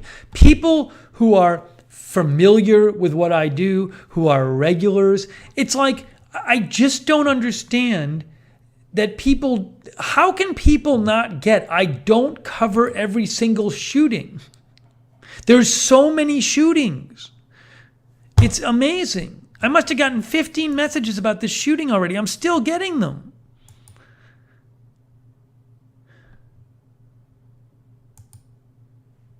I'm talking on my Twitter.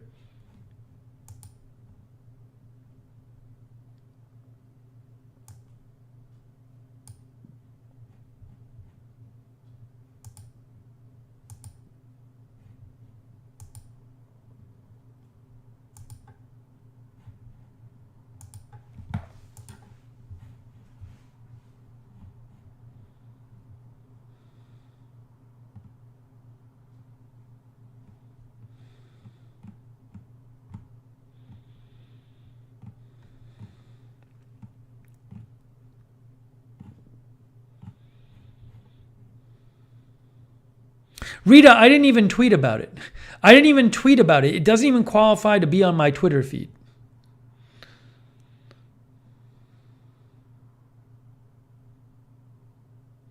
Tony says, big story where he is the extreme heat.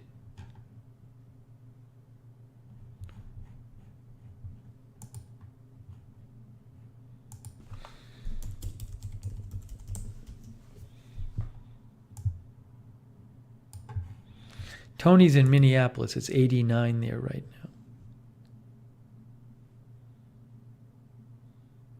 Talking Head says, sounds like the next door neighbor needs to learn respect for personal property.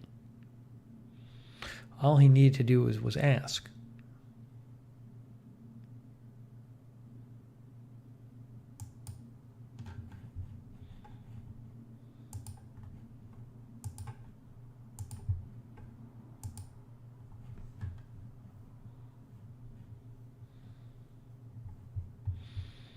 Okay, I just did a news check. I think we're good.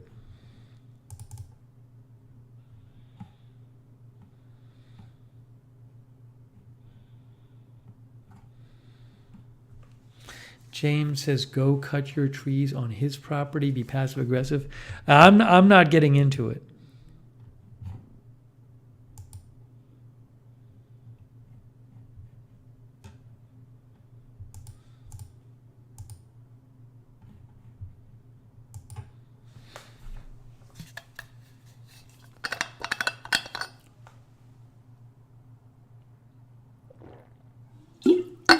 Okay.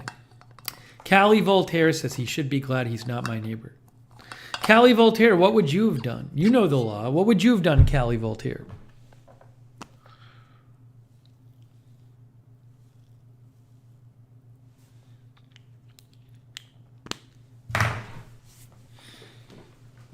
We should open a I think there's 2 packages here. I don't know who sent the packages. There are 2 packages here. Cindy Jones says, not you, worth a neighbor feud. Maybe we should check out the packages.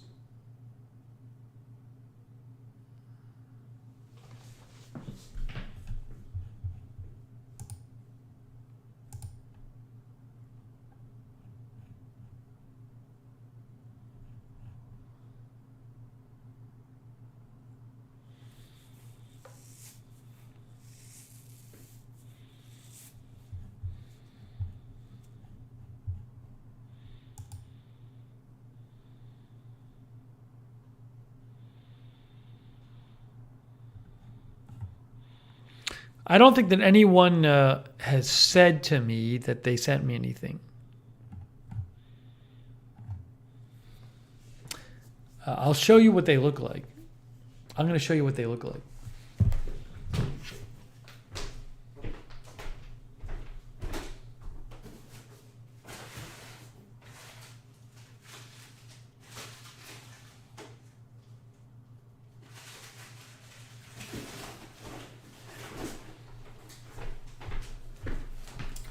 Here's one. What is this? What is this thing? This doesn't look small and consumable. So we may have to open this and see what it is. Then there's this. I don't know what this one is either.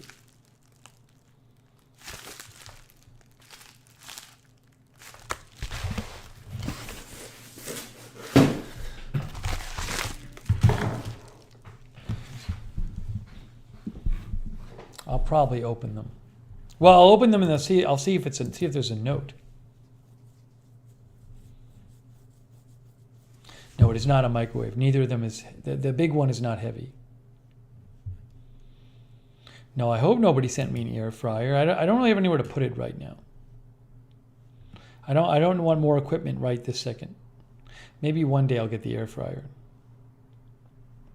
I don't know if it's. I don't think it's another Soda Stream, John Guidry. It would be weird if it was, because I don't think that's big enough for a Soda Stream. I hope it's not a second Soda Stream. Tanya Johnson is here from Puyallup. Puyallup.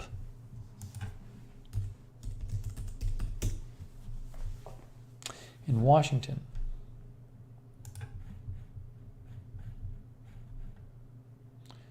Puyallup.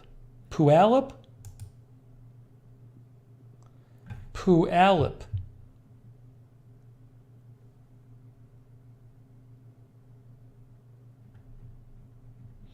Callie Voltaire says, I actually had something similar happen in LA, and I took my neighbor to court and had the city change their city code as well. My old neighbor is a friend now, hired me after. Interesting, interesting.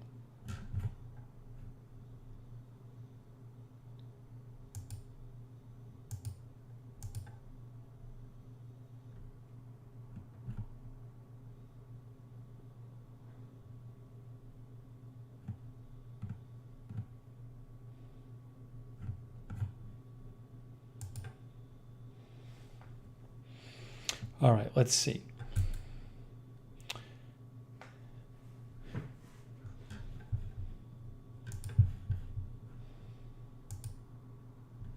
Puyallup.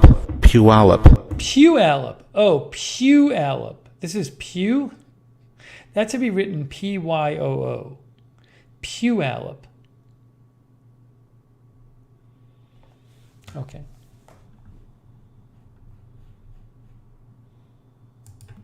Guys, should we open the packages? Should we open them? I think we should open the packages. What do you think? What do you think? Alibaba says yes. Sam Stamos says yes. Apocalypse Nose says yes. Auric 3D says yes.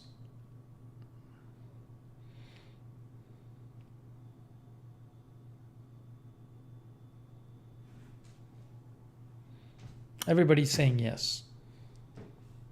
All right. I got to go get my opener. Let me get my opener and then we'll open them.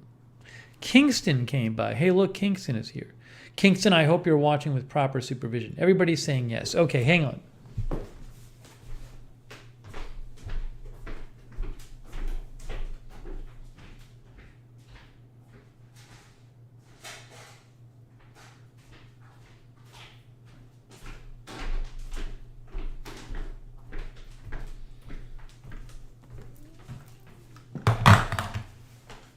Tom Bombadil is here. Melissa Ann is here.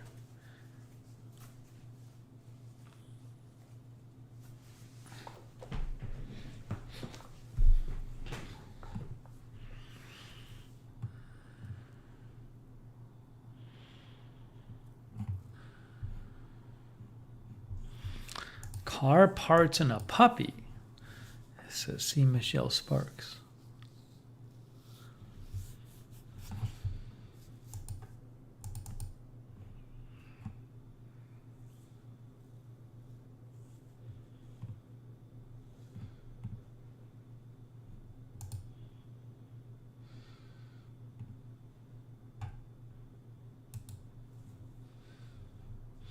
Okay, so let's open the small one first. It's package time, folks. It is package time. Let's do it. We're going to open the small one first. I don't know what this is. It feels like it's two things in here. It's two things. It feels like two things.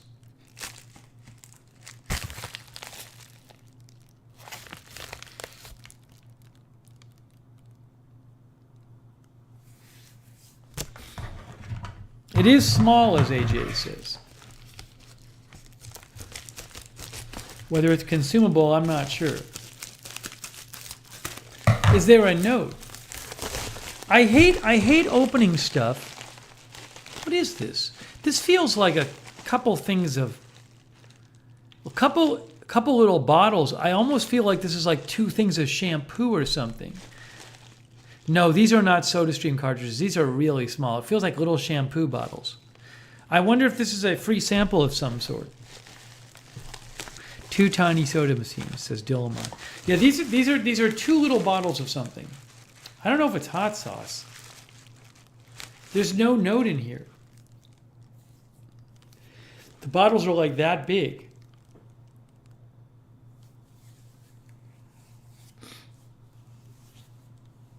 Maybe they're hotel samples.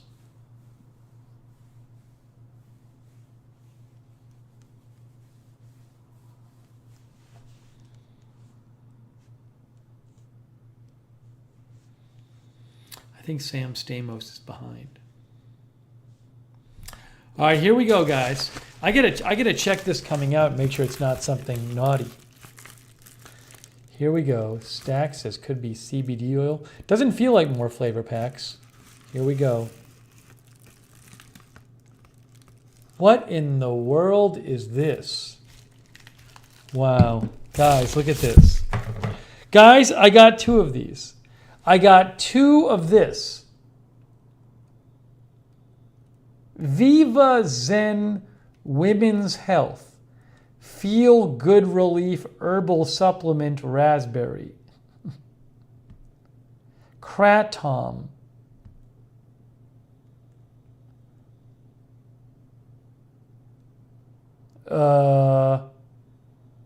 Women's Health Formula, but it's a supplement so they can say whatever they want.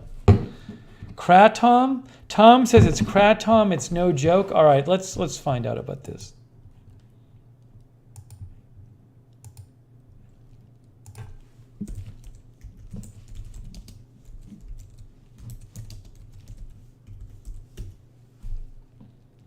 It's not on Amazon. Amazon does not have this.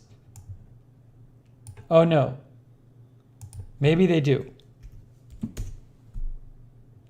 Can't find it on Amazon, so it's not on Amazon. No, I'm not taking this. Are you kidding me? I'm not taking this thing.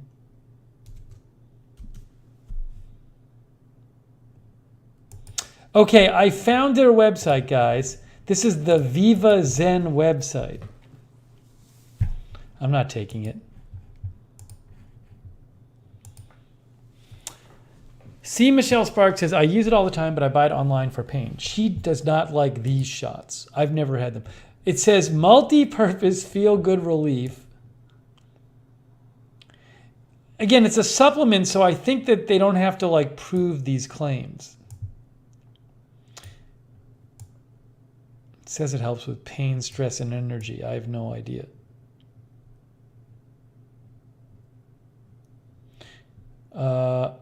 These statements have not been evaluated by the FDA. This product is not intended to diagnose, treat, cure, or prevent any disease. Because it's a supplement.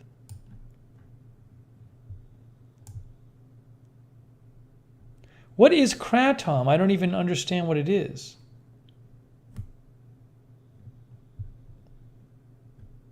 Here's the one. This is the one on the right here. Viva Zen Women's Health Raspberry.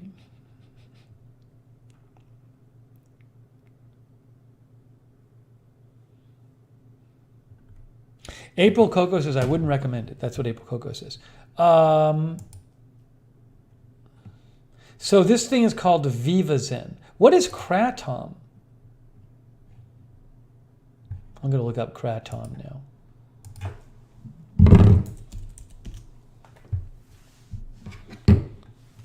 No, I don't want Kratom Vivazin. I just want Kratom. Kratom Mayo Clinic. Mayo Clinic. Kratom unsafe and ineffective. Users swear by Kratom for mood enhancement and fatigue reduction, but safety issues and questions about its effectiveness abound. If you read health news or visit vitamin stores, you may have heard about Kratom, a supplement that's sold as an energy booster, mood enhancer, pain reliever, and antidote for opioid withdrawal. However, the truth about Kratom is more complicated, and the safety problems related to its use are concerning. This is from Mayo Clinic. It's an herbal extract that comes from the leaves of an evergreen tree grown in Southeast Asia. The leaves can be chewed, and dry Kratom can be swallowed. Kratom is believed to act on opioid receptors. At low doses, it acts as a stimulant, making users feel more energetic. At higher doses, it reduces pain and may bring on euphoria. At very high doses, it acts as a sedative.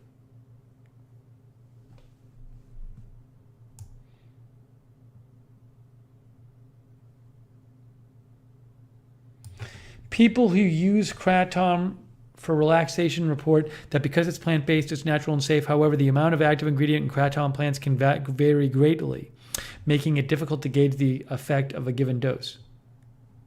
Taking Kratom may be very dangerous. Claims about the benefits of Kratom can't be rated because the reliable evidence is lacking. Researchers who have studied Kratom think its side effects and safety problems more than offset any potential benefits, says Mayo Clinic.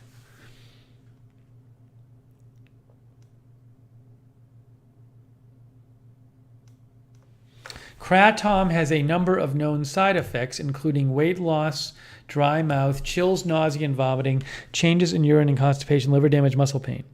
It also affects the mind and nervous system. Dizziness, drowsiness, hallucinations and delusion, depression and delusion, breathing suppression, seizures, coma, and death. It takes effect after 5 to 10 minutes, and its effects last 2 to 5 hours. Research shows little promise, this article says, from Mayo Clinic. Studies on the effects of Kratom have identified many safety concerns and no clear benefits. So the article by Mayo Clinic is not that positive about it. How do you say Kratom?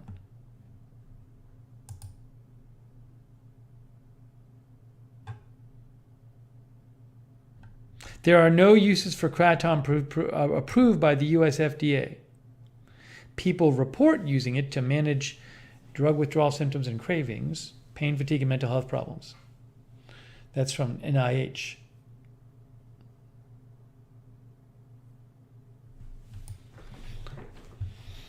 Anyways, I just showed you a couple articles, and the first one was from Mayo Clinic. Kratom. I'm looking it up. I don't even see a dictionary. I don't know how to pronounce it. One of our viewers says it's pronounced, TM says it's pronounced Kratom, like Adam. But Chris Lund says Kratom. Chris says Kratom should be marked as a controlled substance. I know many that are addicted to it, unfortunately. It's a highly debated topic, though. That's from Chris Lund. Linda thinks it's trash, Linda Gordon.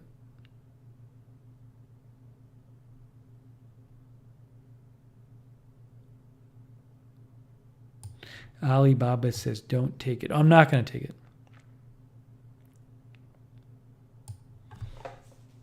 Kamal says, Kratom is used by those addicted to opiates as a substitute to wean off things like heroin.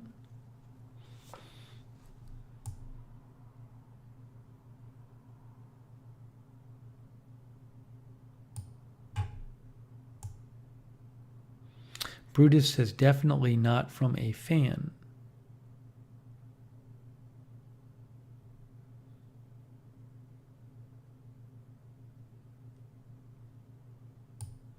Yeah, so I will not be taking this. Very interesting, though, that somebody sent me this, again, Vivazin. That's what I got sent. And it's Vivazin Kratom. What is the? I wonder what it says the ingredients are for Viva Zen Kratom. These bottles are. Look at this. 3 bottles for $4.99 each. Is the bottle? It's the. I think the bot. So I got sent $10 worth of Viva Zen. Oh, look! It says down here. Ingredients. Here are the ingredients. Wait, what? Leaf extract. Where's the kratom? Where's kratom? I don't see kratom on here. Oh, kratom comes from a certain tree, right? That's what it is. It's this tree right here. It's this tree right here. This tree is the one that kratom comes from. So it says the tree leaf extract. That's the kratom, I assume.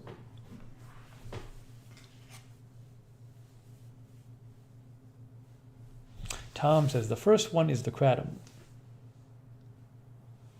April Coco says, who knows what other garbage they put in it? Can't trust these companies. I can't speak to what, I mean, all I can do is show you the ingredients from the website. I don't really know much about it.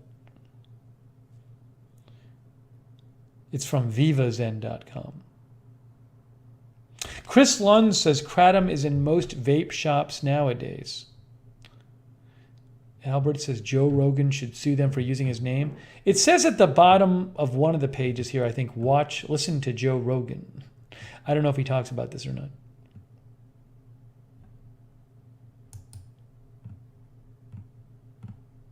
I don't know, how did I get on the Viva Zen list?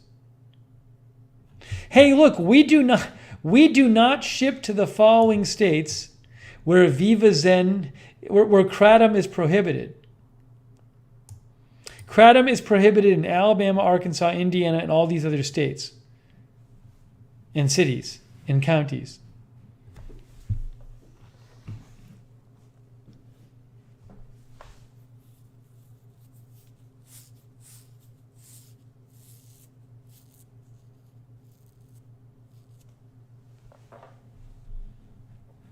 Don says, is that tree and at your property a kratom tree could be a gold mine. Sharts says kratom is a real drug, pretty addictive. Yeah, see, on their site, vivazen.com, it says, where does it say the Joe Rogan thing? I just saw it. Listen to Joe Rogan's podcast, but I don't know why it says that. This is not me. I did not say this. See, it says Steve. I did not say this. All right. Anyways. Well, it looks like I got sent this. It looks to me like I got sent it from, it wasn't an individual, like somebody put me on a list or something.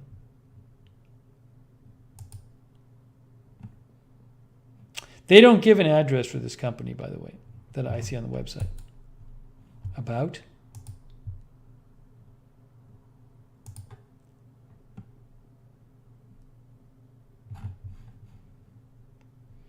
Callie Voltaire says Joe talked about it.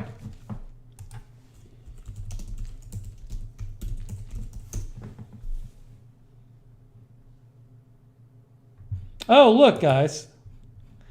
Look. Joe Rogan. Joe Rogan posted about it in 2016. He said, tried kratom for the first time. Ridiculous. This could become a Schedule 1 drug. It has very mild stimulant effect. I don't know what else he said about it, but here's a tweet where he talked about it.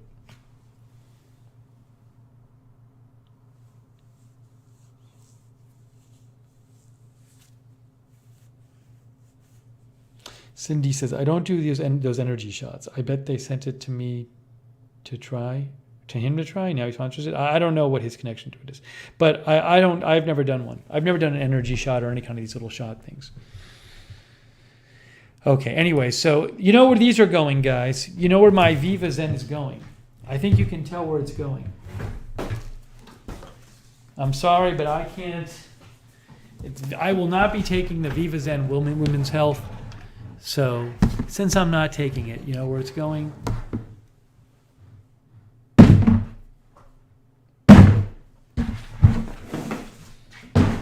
Trash. Viva Zen.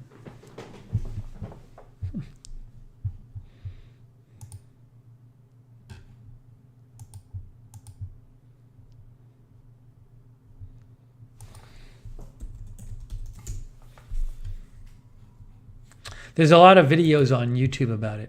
What you should know before taking kratom. What is kratom? Kratom overview. 2.5 million views. Kratom overview. Joe Rogan. Oh, that's a clip from Joe Rogan. Kratom gets you high. I can't show the clip, but that's from Joe Rogan's. Mayo Clinic. Anyways, you can watch some videos about kratom if you want. How to make kratom tea from Austin Vibes. Chris, is this your channel, Austin Vibes? Chris? Is this your video? Is this you? I'm joking. It's not Chris. I like the idea that Chris has a secret channel called Austin Vibes. Chris says, shh, I won't tell. Here's another clip. This is Joe Rogan's official JRE Clips, I believe, is his channel. It says Joe Rogan why kratom is illegal, 5.7 million views.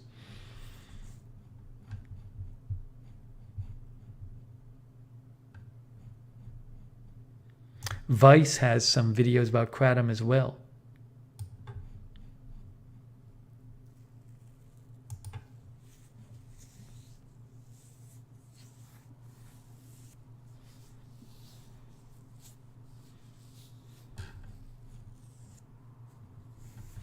Okay, that was like an interesting free sample. Sean TV is here. Sean, you missed it. Somebody just sent me kratom. No, it was not sent through Amazon. It looked like it was sent through some fulfillment center. So it looked like somebody ordered it for me from some sample place. Maybe they requested a sample through the website or something.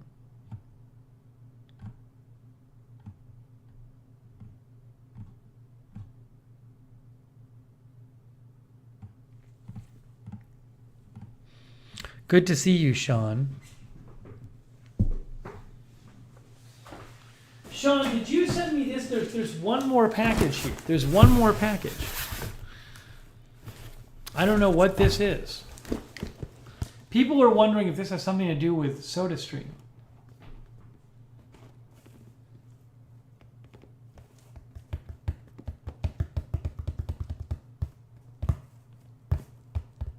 How do you send something to me? He says, Makawaka. The mods will post my...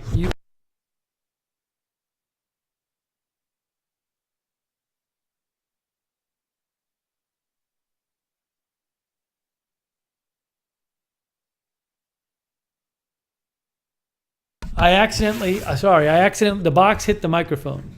Yes, the box hit the microphone.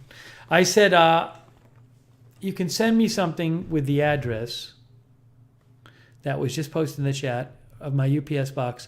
Also, thanks to the mods, Sarah, AJ, Linda, and Lamar Watkins.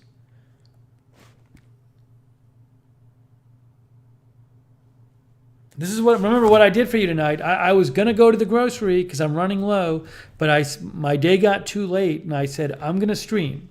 I could have gone to the grocery, but I said, I'm going to go tomorrow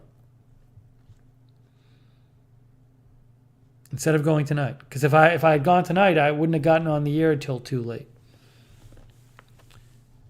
So if I run out of groceries, it's your fault. But I'm going to go tomorrow. I should be fine if I go tomorrow.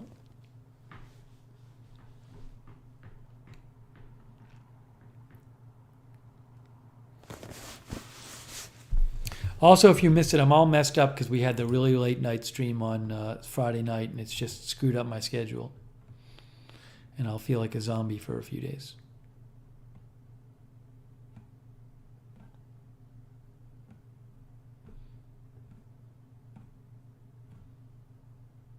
Linda, good point, Linda. I do have your peanut butter. Linda, I'm almost about to. I'm going to open up your peanut butter soon because I'm almost done with my previous jar of peanut butter, and yours is the last jar I have. So I'm very close to opening your jar. Oh, Chris says it's his. Chris says handpicked by me.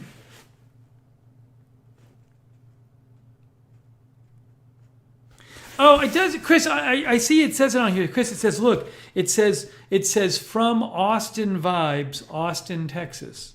So that is you. It's from Austin Vibes. No, I made that up.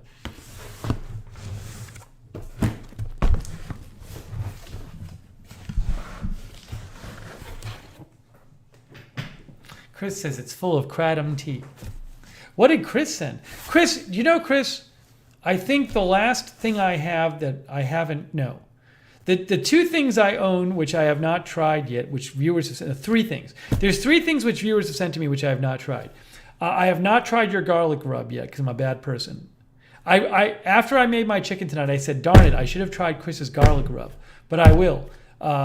So I have that here. And then I have I still have not done the makeup stream from 2 years ago where I have the Shane Dawson palette, and I have Sonic's thermometer that I haven't tried yet. I still have Sonic's thermometer. It's very sad that I haven't tried his thermometer. But I'm going to try Sonic's thermometer when I start grilling. Do the Amazon boxes not have the smile anymore? What's the smile? Is this even for me? Yes. It has this on it. Chris says, I think it's mine. Mine was in an Amazon box, but I used my own tape. Yes, Chris, this was sent from Austin, Texas. This actually was sent from Austin, Texas. This is from Chris.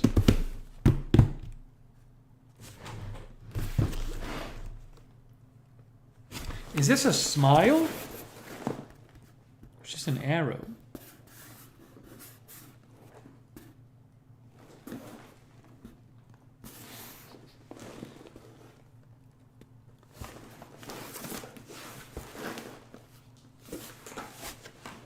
It is a smile? What are you guys talking about? You guys are you're gaslighting me. You're gaslighting me. You're all insisting that it's a smile when it's clearly not.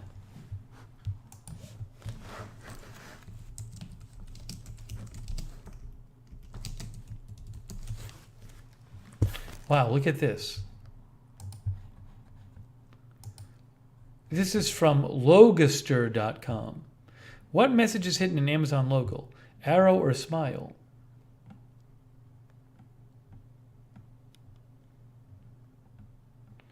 Where does it say it? Huh? Logo designers suggested putting a smile on boxes, bags, and other carriers. I guess it's supposed to be a smile. I never knew. Cindy says they have commercials. I never knew.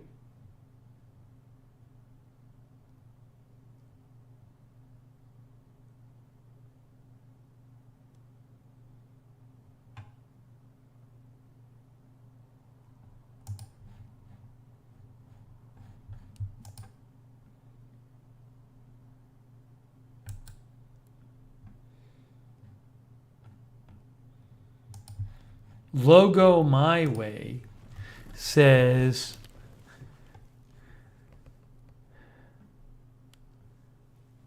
where's the thing about the smile? What?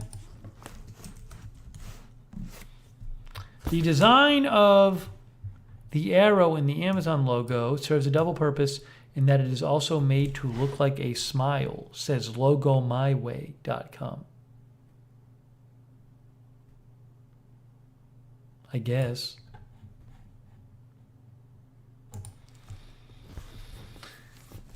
Anyways. Amazon advertises themselves as delivering smiles to customers' doorsteps? Well, I never knew this. Oh, it starts at the A and goes to the Z. From A to Z? Jackie and Melissa says, I never knew this. It starts at the A and goes to the Z? Huh. A to the Z.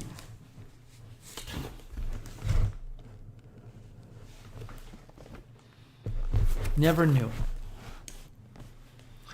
Alibaba says that is a heaping helping of marketing BS. Sean says, I didn't know this either. Who knew?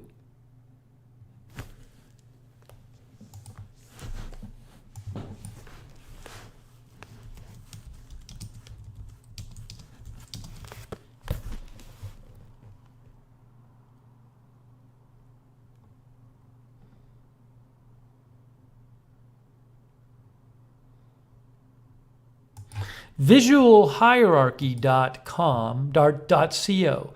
Visual Hierarchy says a smile. Amazon.com sent out a press release with a different meaning. A smile now begins under the A and ends with a dimple under the Z, emphasizing that Amazon.com offers everything from A to Z that customers may be looking to buy online. How about that? How about that? I never knew. I never knew. The FedEx arrow, I don't know what that is. I gotta put this down for a second. Rita says Callie Voltaire says, Rita says they have Christmas commercials showcasing the smiles on the boxes. I've never seen it.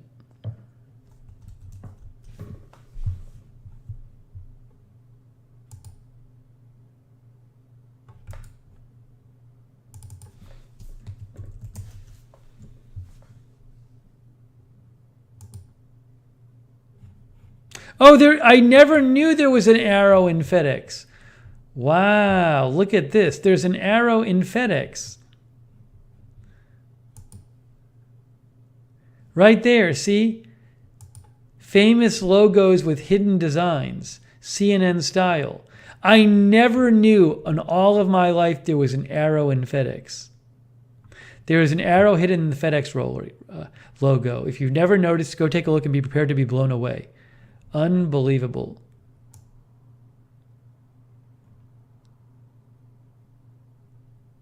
Is it an accident or not? Never knew. Look at this.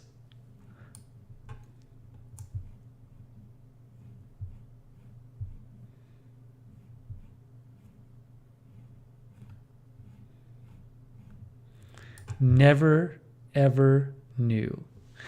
Callie Voltaire says not an accident. It had to be planned. That's crazy.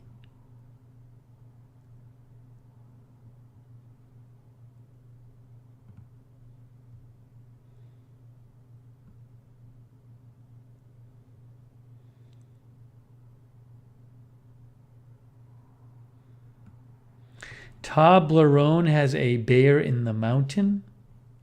Look at the CNN article. Anyways, well, I never knew. I never knew. I never knew. Rita says, if I had not seen the Smile commercial, I would never have known, and I never knew about the arrow in FedEx. I never knew. I've been looking at it like my whole life. It's so crazy. My whole life, I've been looking at the FedEx logo.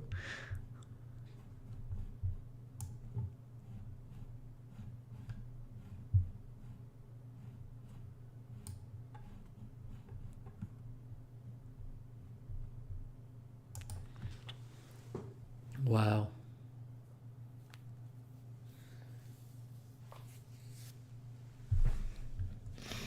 Wow, wow, wow.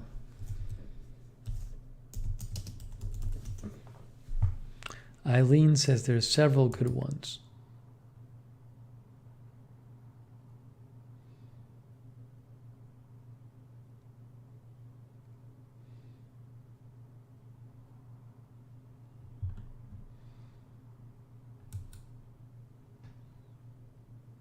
Sonic says the old FedEx branding didn't have it. Oh, when did they change their logo?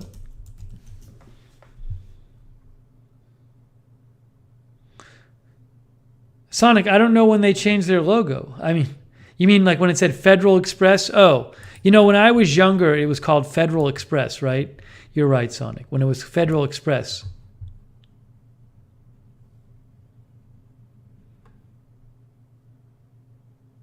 Right, okay.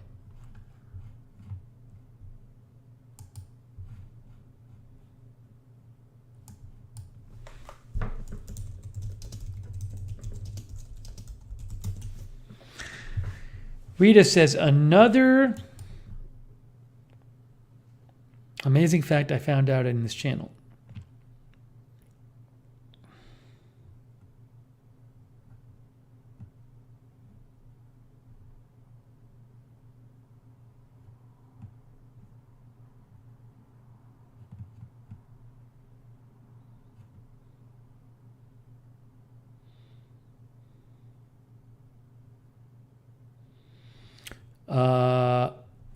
What is this one with the bear on Toblerone? This is from Reader's Digest.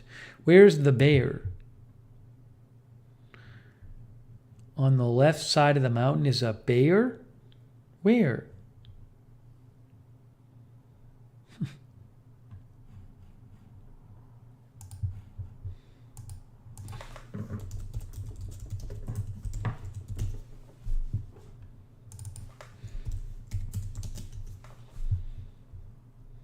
Here it is. I found it. The sun. It's standing up.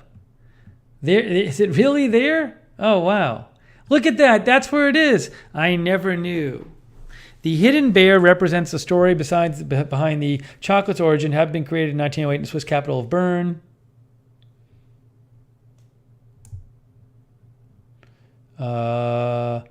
Bern, where I believe it was invented, has a bear on its coat of arms. Anyways, there's the logo, and there's the bear.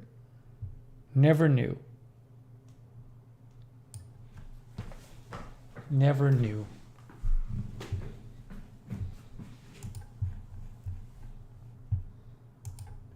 Is it Toblerone? I don't even know how to pronounce it. Toblerone. Alibaba says Bern means bear in German.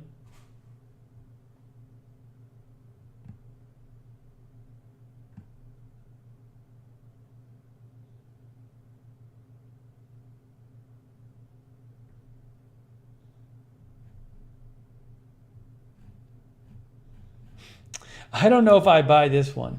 Reader's Digest says in the Tostitos logo, the red dot is a bowl of salsa, and the yellow thing up here is that yellow triangle is a chip. And these are two people having chips and salsa? Wow. Supposedly.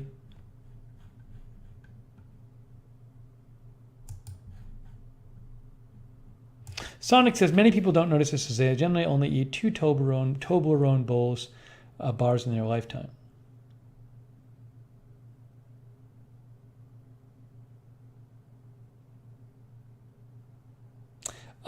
This is crazy, guys. This is crazy. In the Goodwill logo,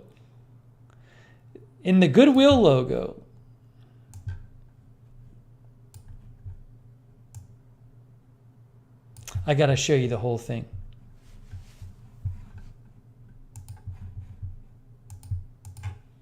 One of our viewers said to look this up. It was worth looking up. Whoever told me to look it up, thank you.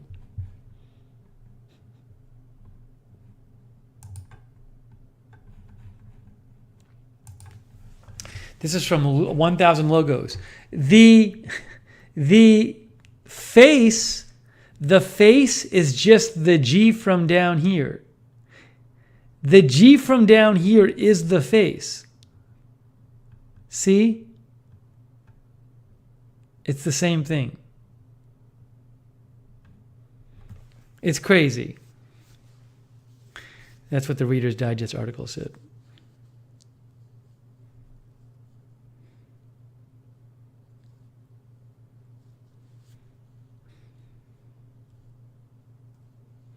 Unbelievable.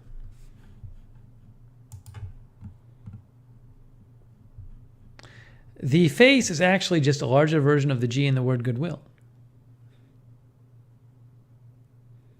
Erica's brain was just exploded. Don Coven says the world doesn't make any sense anymore.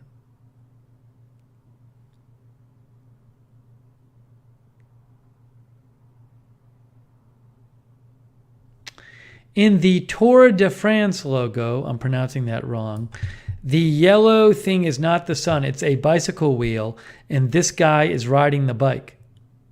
And this is the back wheel. Oh my God. The back wheel, the front wheel, and the guy's riding the bike. I never saw this before.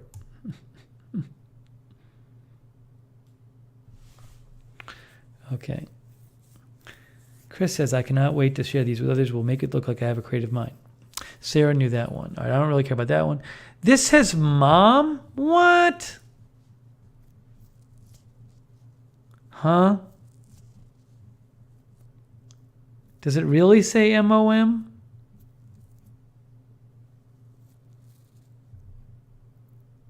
Higher ups at Wendy's say that's unintentional.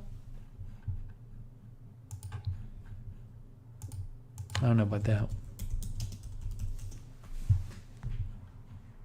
Now I can't unsee it. I can't unsee it now. It says mom. It says mom.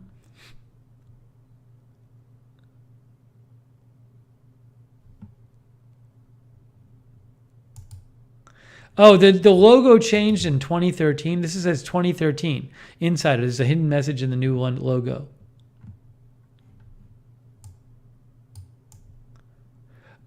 Oh, this was the old logo. That's the old logo. And then this is the new one.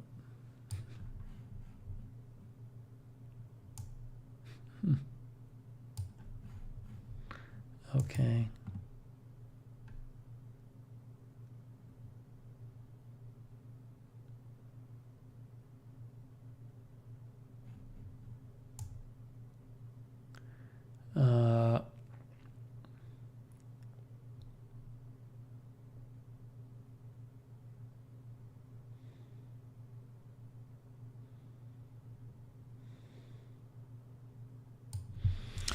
This is kind of silly. Hershey's Kisses logo. There's 3 kisses. 1, 2, and then between the K and I, there's another one. It says in Reader's Digest, for whatever that's worth.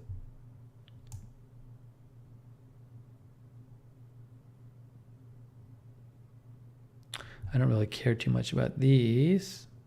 Fine, fine, fine. The Brewers, M and B. I know.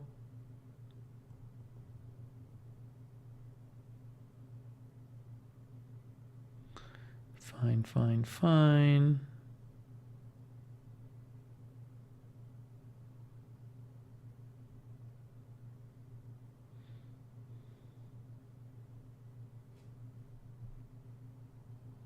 Beats by Dre.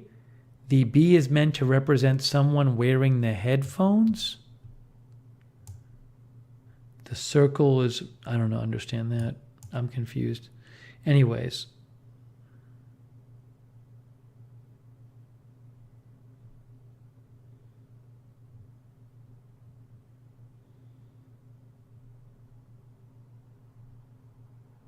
All right. Enough of that. Enough of that.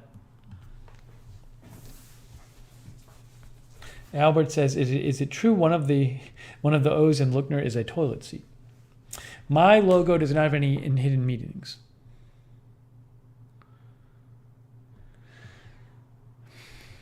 Wow. How about those? How about the FedEx one? The FedEx one is pretty crazy. All right, time for the package. That was fun. Thanks to the people who suggested I look it up.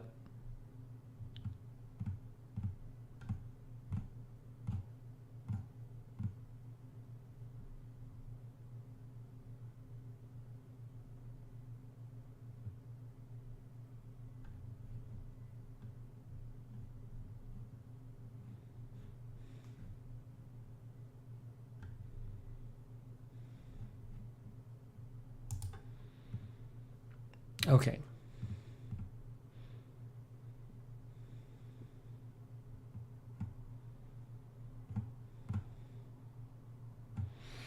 Okay, time for the package. Cindy says I'm looking these up after the stream. That FedEx one, though.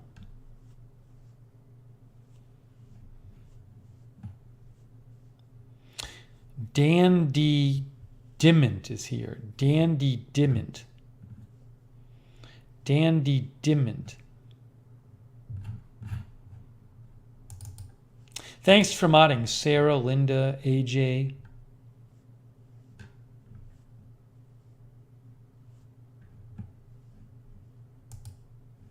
Lamar Watkins. Steve Miller says, I've seen the FedEx logo a million times and I never saw that before. Okay, here we go.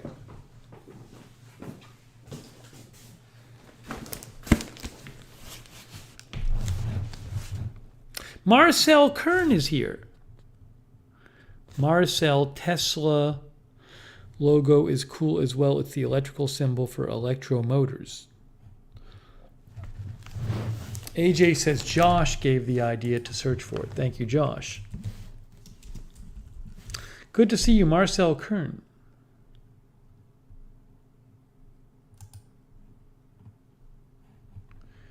The Tesla's logo is meant to resemble a cross-section of an electric motor.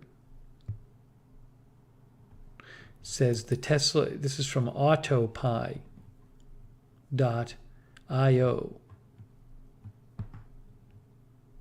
Huh. Look at that, the cross-section of an electric motor.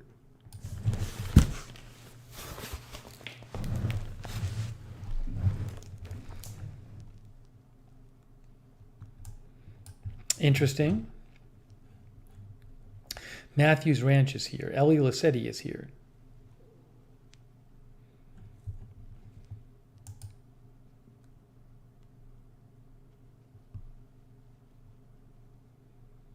Dandy Dinmont.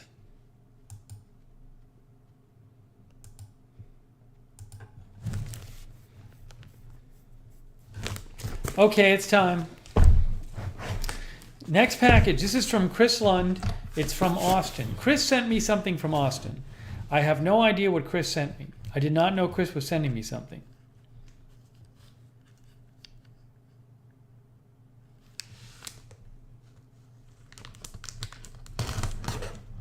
Sonic says the Mandela effect is fun too. A lot of people remember the Monopoly man wearing a monocle, but he does not. The Mandela effect is an instance of false memory.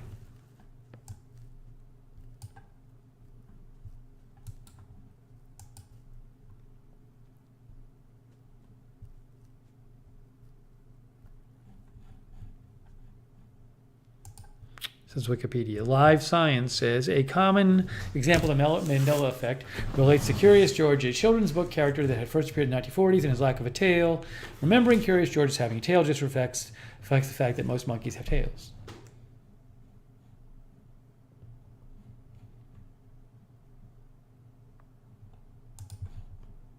Oh, is Nelson Mandela's death one of these things? Nelson Mandela's death.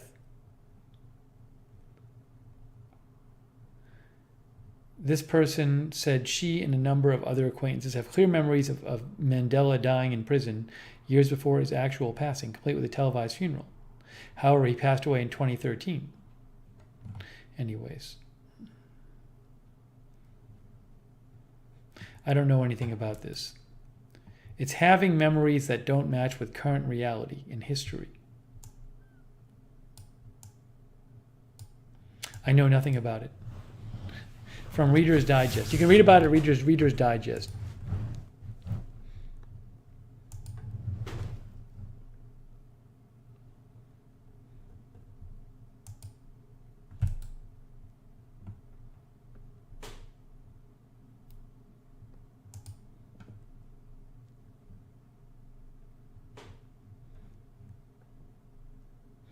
Okay. We're opening Chris's package now. Chris sent something from Austin. Maybe he sent me a giant case full of Viva Zen Kratom. Like it's like 100 of them.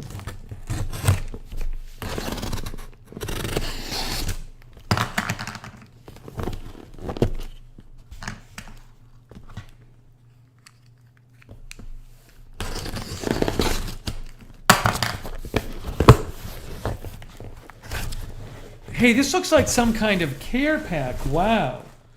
Wow, Chris, this looks amazing. We got a whole care pack in here. Is there a note in here, Chris? Wow, this is amazing. Guys, there's like 6 things in here. I'm going to pull them out one by one. Is there a note, Chris, or not? This is exciting. I'm very excited by this care. It's a whole package of stuff. I'll go one by one. The first thing is a newspaper. Oh my gosh, wow. Look what Chris says no note. Chris actually went to Uvalde, to the school where the shooting was in the days after the shooting. And he actually went to the memorial.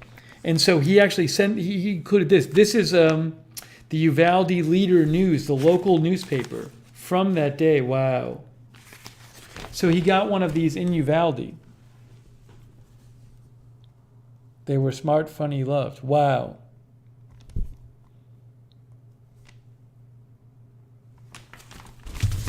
What day was that shooting? I think it was on a Saturday, wasn't it?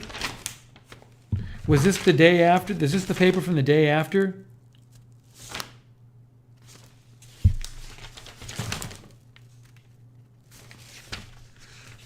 Or maybe it was like a week after. I'll tell you in a second. It was a Tuesday, Jackie says. A school day. I'm sorry, you're right. Obviously, it was a school day. That made total sense. It was on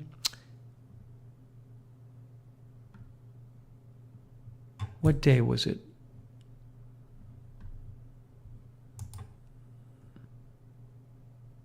May 24th.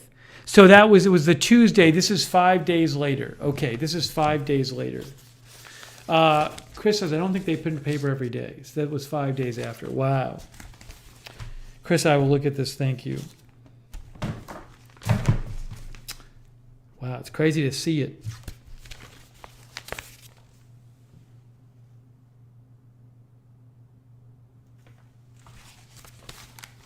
Thank you, Chris.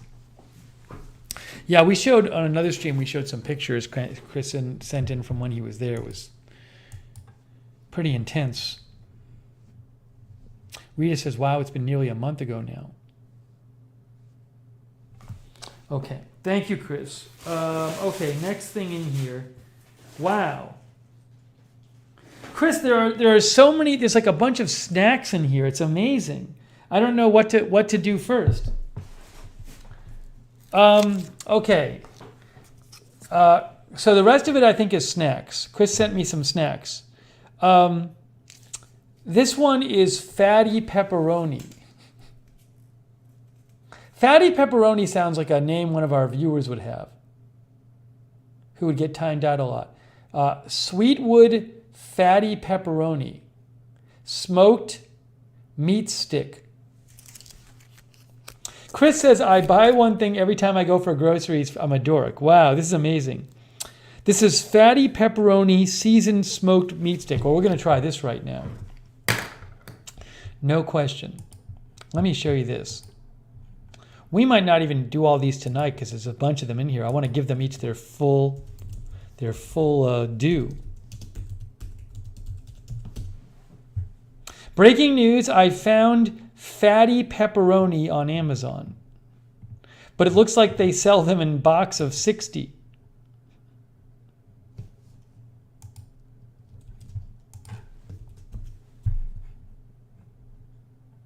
Sonic says, should I stick with Sonic or become fatty pepperoni? It's a good question.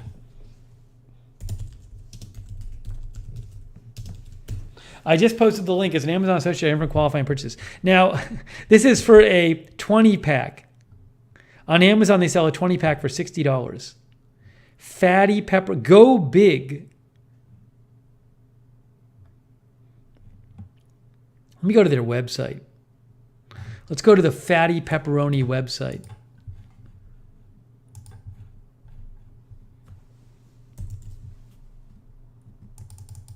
Rita says fatty pepperoni sounds like flavored weed.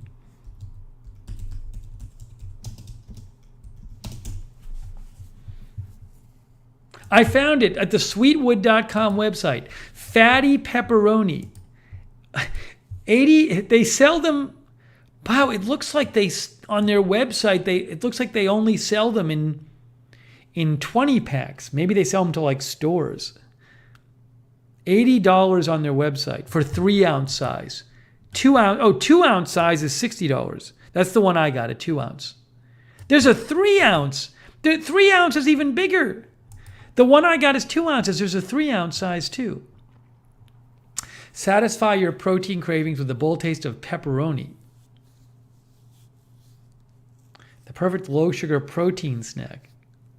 The ideal companion for cycling, surfing, or conquering whatever your next obstacle may be. How about live streaming? They're individually wrapped jerky sticks. Slow smoked with 100% real hickory. American made without any BS. Jeez. Oh, Fatty is a whole line of meats. Fatty smoked meat sticks. Here, I'll post the link to this as well from their site. Sonic says it's $3 to $4 for each one, even when you buy them in bulk. That's a good point, Sonic. But it's also, they're just really big. Zinley says, ate a fatty today. Okay, guys. Don Coven says, users who purchased fatty pepperoni also purchased. I'm going to try this now.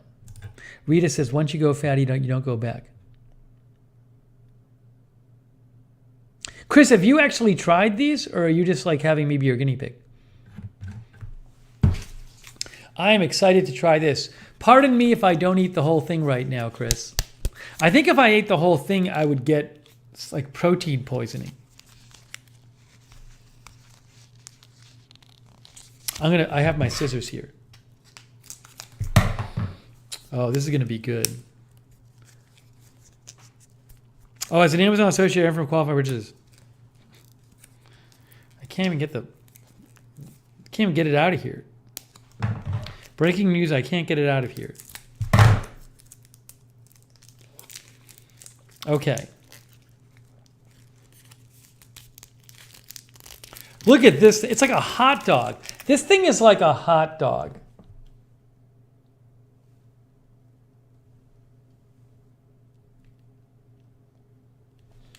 Okay, guys, we're going to try fatty pepperoni.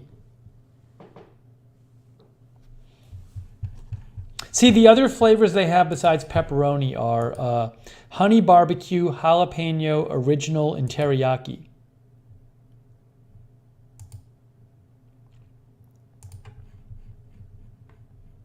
Here we go. I'm going to try. You ready? I need a little snack. I'm going to have some fatty pepperoni. Here we go on 3. 1. Smells good. 2, 3. Oh, I like this. You know what I like? It's not that chewy. So I could eat this whole thing right now. I really gonna have to stop myself in a second.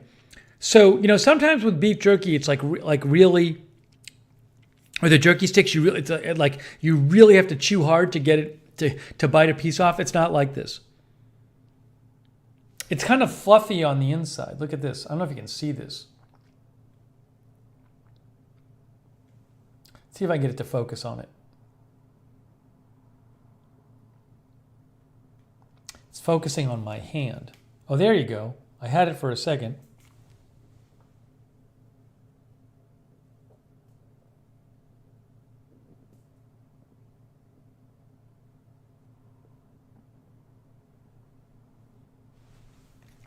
I can't quite get it to focus.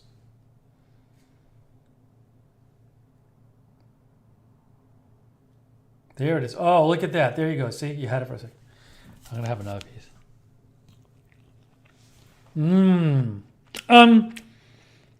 I also like about this, it's not that salty. Like this goes down pretty easy for beef jerky. It's not that salty. It's tasty, but it's not. It's the taste is fairly subtle. It's not too spicy. It's not too salty. This is more of a, I would say, kind of a mild one. Very good.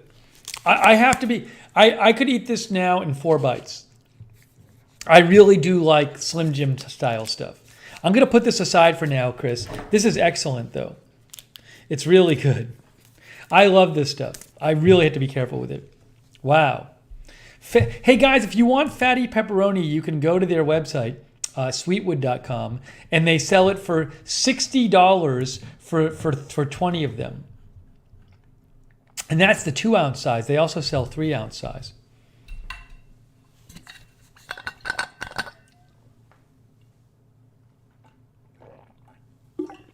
Chris, that was awesome. All right, let's see what else is in there.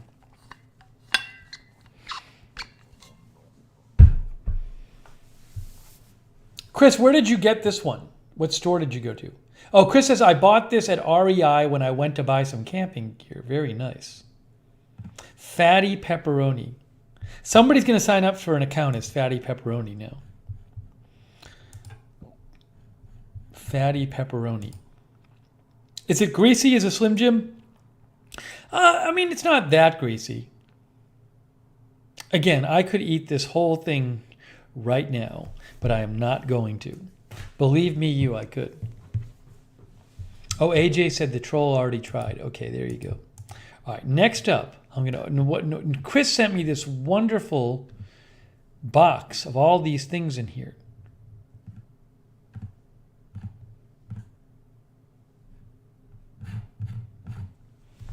All right, next up. Ooh, before we do this, let me just do a quick news check. Quick news check, and then we'll get to item number 2 from Chris's amazing box. Everything in that box I believe is consumable, by the way. All right, next up.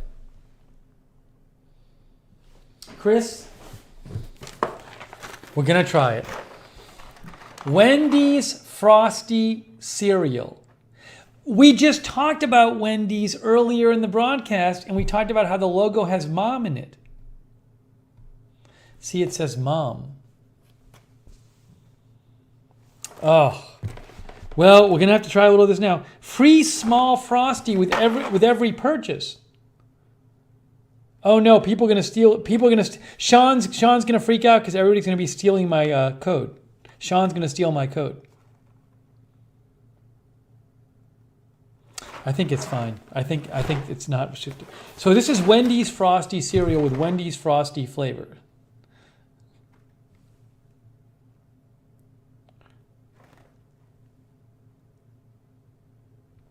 Yeah, I never eat sugar cereal, but I will try it for you, Chris. Chris says, that's the only junk food I think. I hated to send it. Let me show you this. We're going to try this right now. Right now, guys.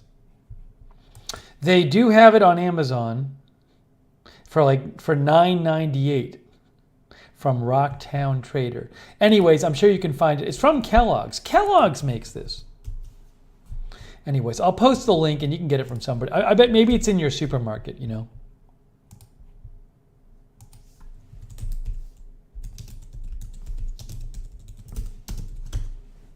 As an Amazon associate for qualifying purchases. It has marshmallows? Wait a second. Where's the marshmallows?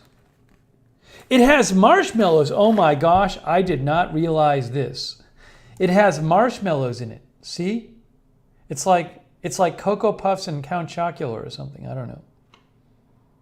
With Wendy's Frosty flavor. I'm going to try a little out of the box, and then I'm going to put a little with milk. And then I'm going to have to lock it in a safe so I don't eat the whole thing. It sort of looks like giant Cocoa Puffs, as Albert says.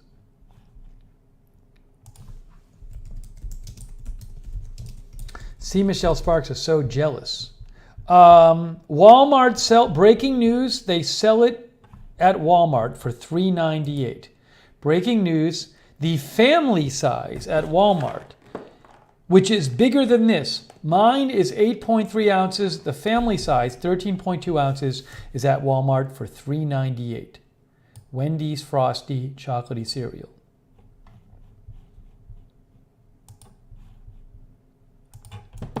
Oh yeah, Chris Lund says, give rest to niece. You're a G. Chris, my nieces will be getting Wendy's Frosty cereal.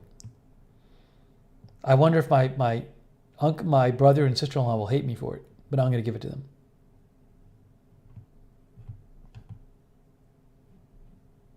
But Kellogg's does make it.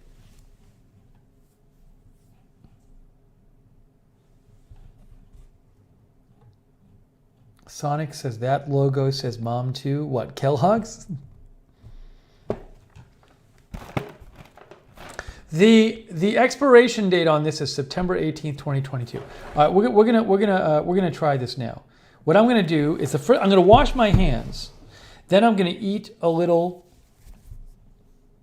Then I'm gonna eat a little out of the bowl, out of the box, and I'm gonna try a little with milk.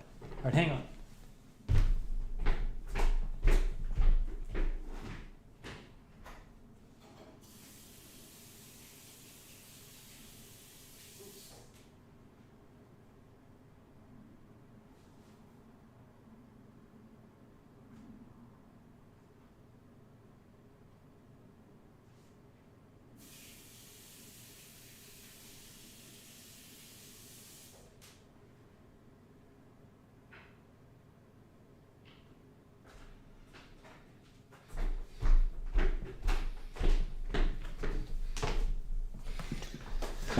Oh my gosh, I could eat all of these. I never have sugar cereal anymore, but for Chris, I'm going to do it.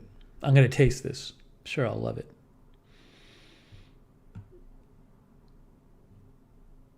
Okay, here we go.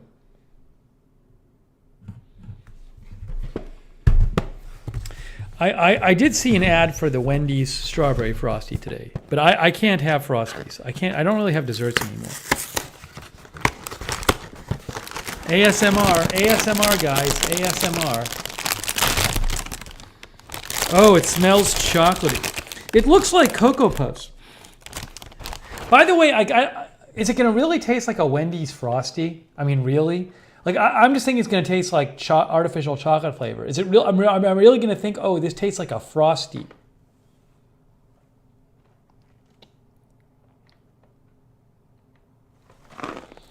Where are the marshmallows? I don't even see any marshmallows. I don't see any marshmallows. There's no marshmallows, Chris. Chris, I think the marshmallows all slipped down to the bottom. There's literally no. I can't see a marshmallow. It's all the spheres and no marshmallows. What's going on with that?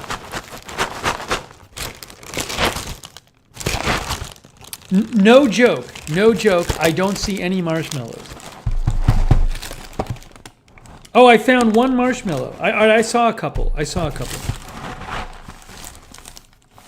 Here you go. Looks like they went light on the marshmallows. Oops. I don't know if you can see this. There's one of the marshmallows right there. Okay, here we go. It definitely smells chocolatey. I'm gonna try a few of these now. Here we go.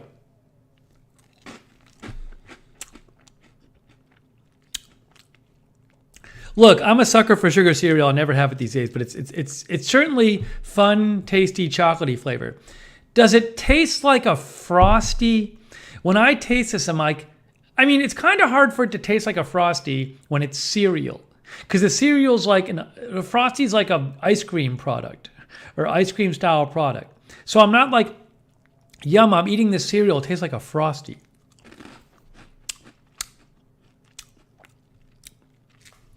Again, I feel it's more like Cocoa Puffs. Okay, I'm going to put the milk on it now. Are the marshmallows at the bottom? Yeah, like, guys, I found the marshmallows. Breaking news, I found the marshmallows. Chris, the box should say shake up or something. Look at this. Look at this.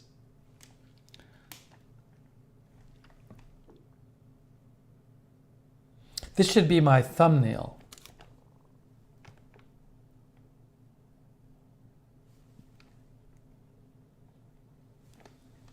I don't think you can really see it in the thumbnail.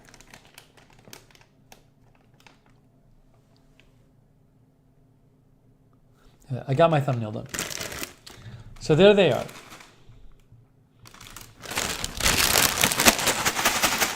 How do I shake it up to the marshmallows? They're not spreading out. This seems like a manufacturing defect.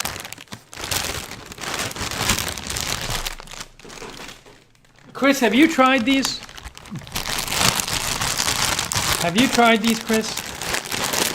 Sonic says that should be the channel logo. I mean, I gotta get down to the bottom to get the marshmallows. They're all at the bottom. You should open it from the bottom. What a disappointment. What a disappointment. I'll try one of the marshmallows. I'm trying a marshmallow. I don't know that it's like frosty. All right, I'm gonna put some in a bowl. All the marshmallows have gone down to the bottom. What a disappointment.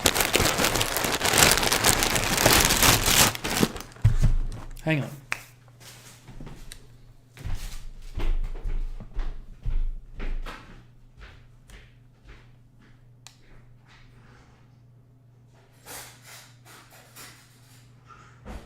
Fun spoon.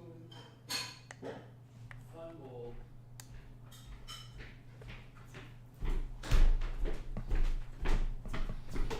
I got my fun spoon and fun bowl. A viewer donated this bowl. All right. Let me put a few in here. I'll try to get a couple marshmallows too. I'm not going to have that much because I'll get sick.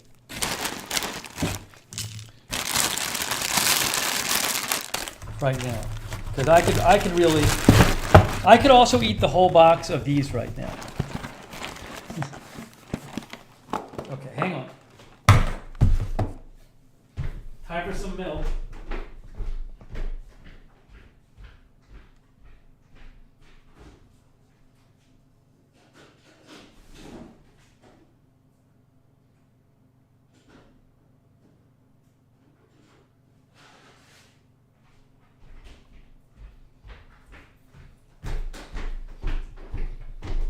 I got my Wegmans milk, my last thing of milk. I got to go to the grocery tomorrow.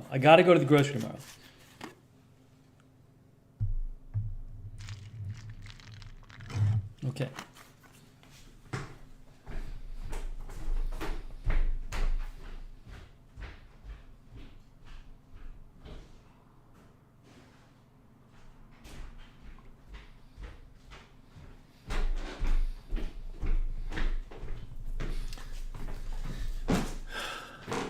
Okay, I got some marshmallows in here. I'm gonna let it sit in the milk for a second, and I'm sure the milk will turn chocolate color.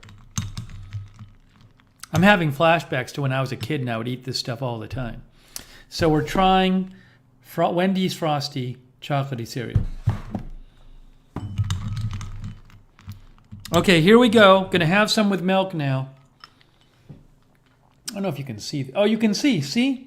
Look, see? See it in there? Here we go.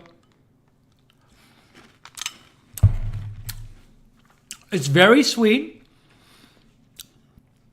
Look, I mean, again, if you like sugar cereal, you'll like this. And you like chocolate, you'll like this. So it's it reminds me of Cocoa Puffs.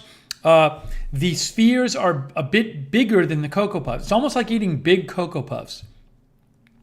And kind of like Count Chocula too, because it has marshmallows in the other pieces. But it just doesn't remind me of a Frosty, a Wendy's Frosty. We'll take some more of this. Yeah, It feels like it reminds me of Cocoa Puffs. And the milk tastes good. Oh boy, that milk with the flavoring in it. Okay, I gotta put this away. I'm gonna end up eating the whole box right now if I don't put this away. Let me just put this, get in the kitchen, get it. I gotta get this away from the front of me. I could just down that.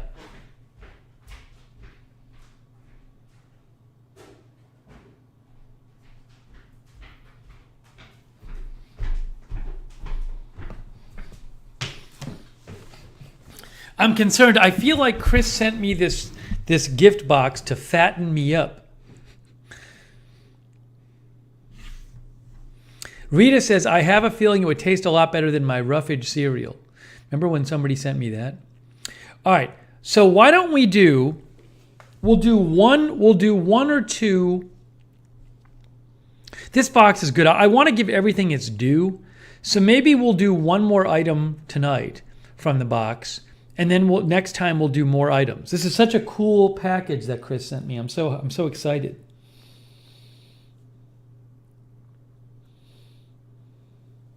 So we'll do that. We'll give everything its due.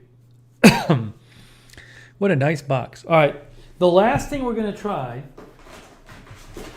is, this actually looks really good. The pooping cereal. Yeah, I forget what that was called, the pooping cereal. BZ says he's going to end the stream and eat the whole box. Yeah, it's a problem. I'm going to have to hide it from my sight, all these things. Get them out of my sight and smell. The third item we will be doing from Chris's box tonight is, look at this. This looks really good.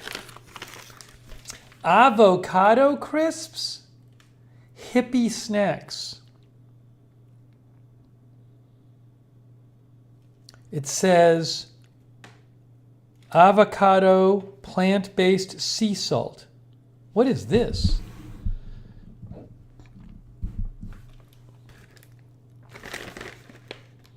Avocado-based crisps with seeds and a touch of sea salt. I feel like Sonic likes Sonic, you like the odd chips, don't you? Alibaba says, I had similar, they are good. By Hippie Snacks. Especially, it's made with real avocado. Avocado is the chief ingredient, by the way. It's the first ingredient. Also has some flax seeds in there. Some other stuff. Made with real avocado, pumpkin seeds, and a touch of sea salt. Plant-based crisps. Sean says, I'd probably like those. Sonic says, I am pessimistic on this one. Let me show you the page for it. I found it here. They also make cauliflower crisps.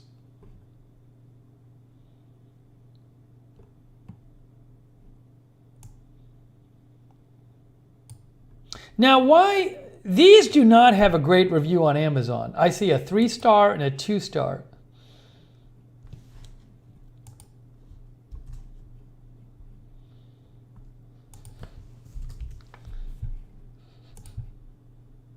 Alibaba says those crazy hippies. Avocado crisps. Okay. So Chris Lund says, LOL, Sonic, I get it.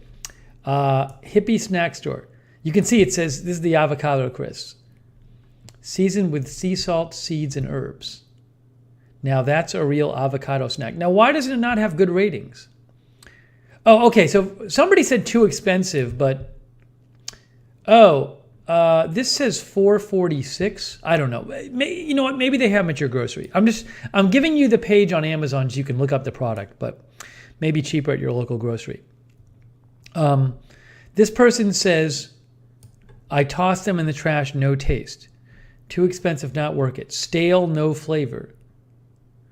I love the taste and crunch, wondering why they're so expensive. Great tasting, okay, but expensive. I mean, again, I think if you buy them locally, you probably can get them cheaper. I don't know. Let me see what the pricing is on these from other places. Thrive Market $4.69. $3.99. Vitacost $4.29.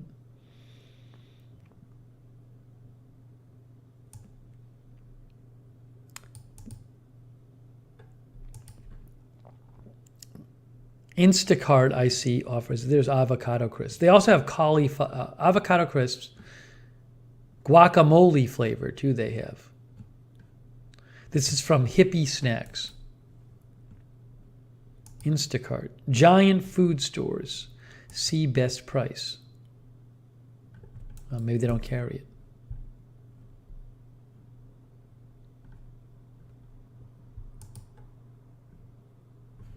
Anyways.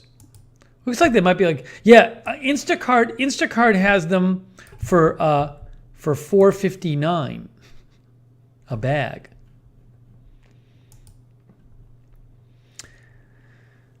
Rita says, I have a feeling that Hippie Snacks means it's bland.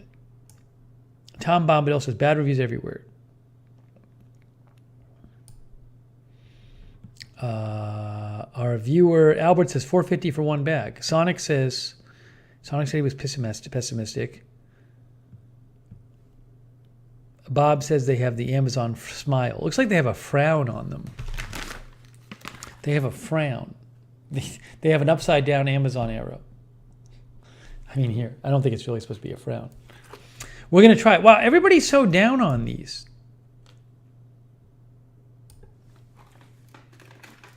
Rich hippies. Albert says rich hippies. Tom Mick says the picture is not that appetizing. Okay. Here we go. We're going to try these now. So it's supposed to take like avocado. I mean, avocado doesn't have much taste. I don't know. I feel like if you're saying these avocado crisps don't have much taste, it's like, well, what do you think avocado tastes like?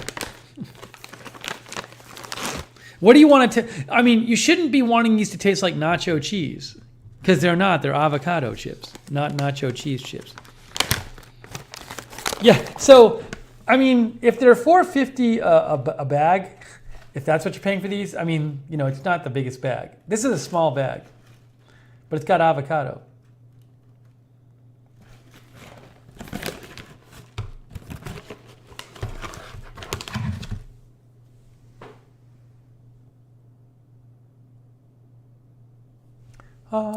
Oops.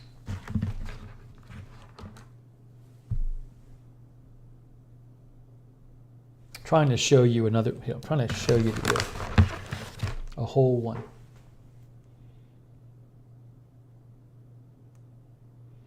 Alibaba says not many chips, so sad. Okay, here we go. I'm going to try these. Will it taste like avocado? Hannah says if they're bland, put tahini, chili powder, or cumin on them. Cumin? Sean will probably say put the good stuff on it. All right, here we go. On 3.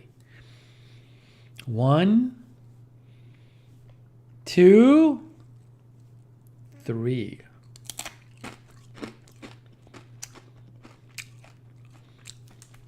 I actually like these. They remind me of Melba rounds.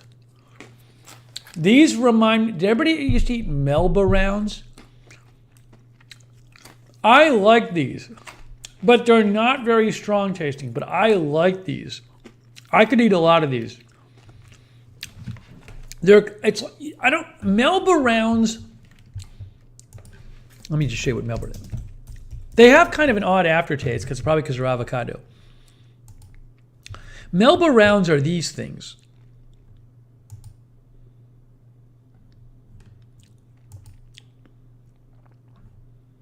Like these crackers here, they're just little round little crackers. Haven't had those for years. These sort of taste like Melba round. They have a little thickness to them.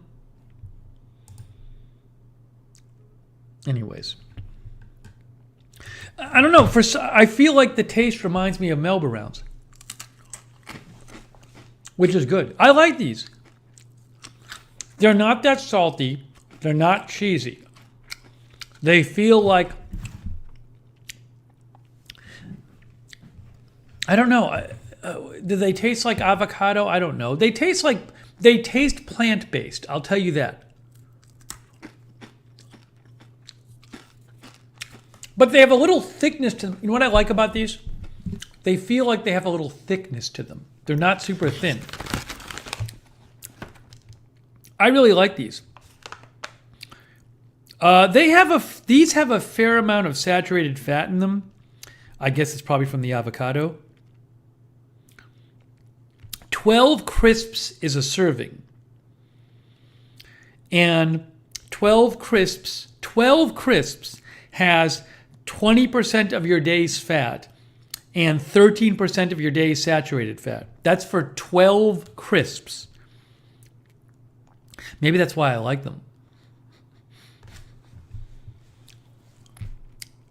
They have a good amount of sodium, a fair amount of fiber. I like these. In a bag, there are, in the container, there's 2.5, there's about 30 crisps per container. I'm going to have a half of one. I really like these. They have some thickness to them.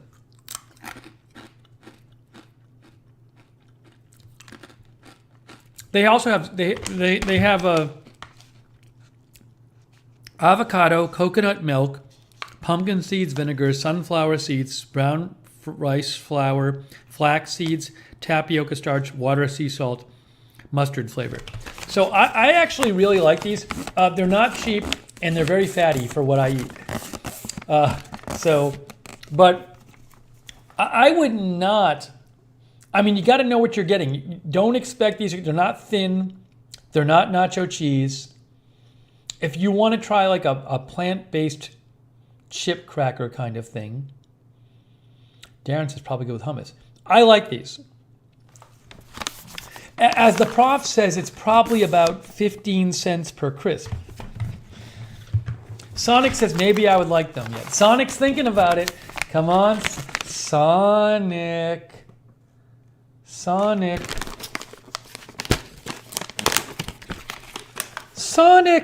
Hey, Sonic.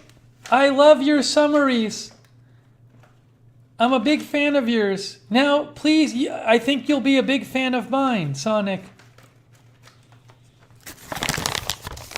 I don't think Sonic's going to be able to resist.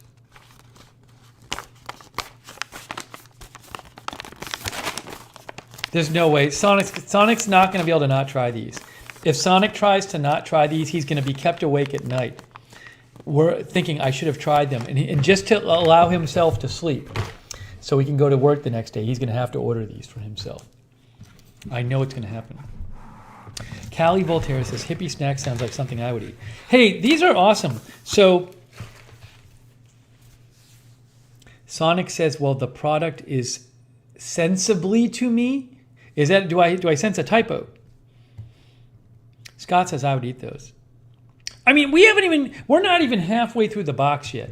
This is an amazing box from Chris Lunn. I mean, we got fatty pepperoni. Where'd it go? Oh, I hid it in the other room. The Wendy's Frosty cereal and avocado crisps.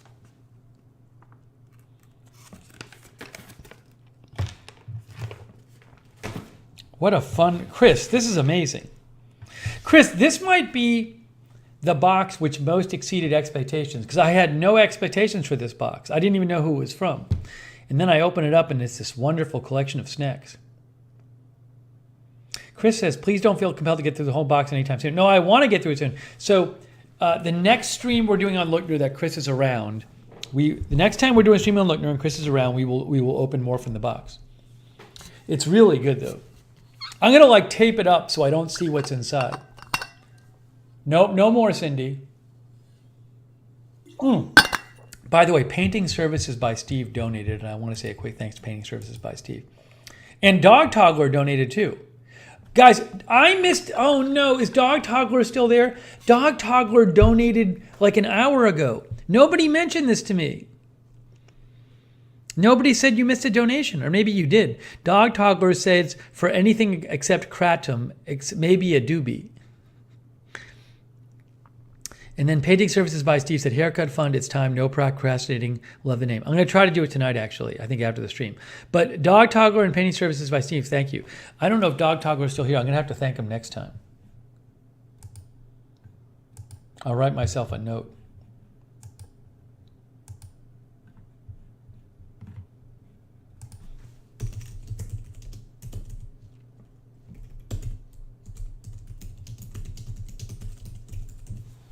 Yeah, AJ said it got busy in the chat. It's okay. I'll thank him next time. No, Nay Falgo, I'm not going to open the packages at a different location. But I appreciate your concern. Oh, Dog Toggler is here. Thank you, Dog Toggler. Dog Toggler is here. I appreciate that. Oh, thanks, Manuel Castillo. Hey, thanks, Manuel Castillo. So kind of you. Appreciate that, Manuel. Thank you, Manuel. Sonic has, breaking news, Sonic has ordered the avocado crisps.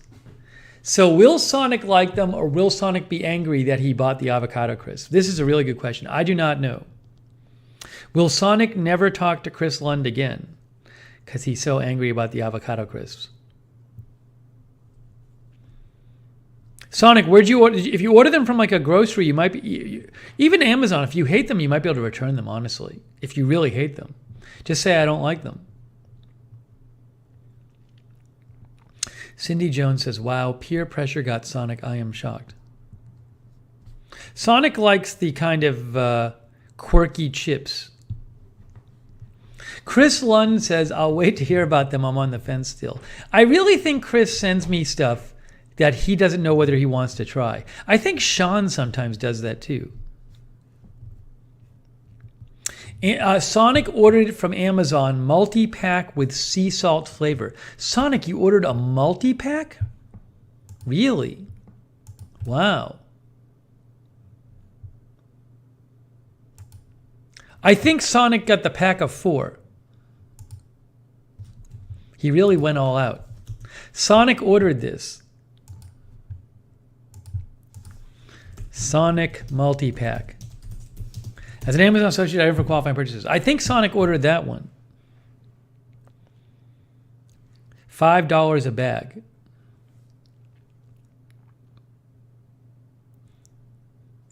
Sonic says, I have sent you stuff to test. This was 4 bags, only 1 via Prime, so it must be that one. Now, Sonic, you didn't want to do the variety. You could have gotten 2 and 2. Oh, but that's more expensive. That's like twice the price. All right, so Sonic got that one.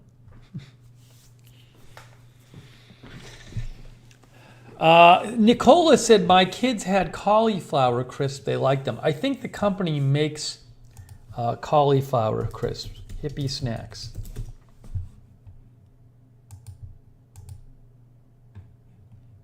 They make almond crisps at Hippie Snacks. They make cauliflower crisps. Cheese flavored. Hippie Snacks piece. Oh, Sonic got 2 and 2 for $20. Oh, guys, breaking news. Sonic actually ordered a variety pack of the crisps. So Sonic's going to try... Where is it here? Why doesn't it say it here?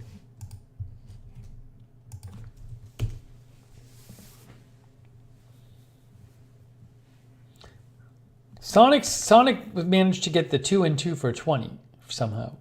Anyways, he's going to try the guacamole flavor and the sea salt flavor, I guess. Sonic, please let us know how it is.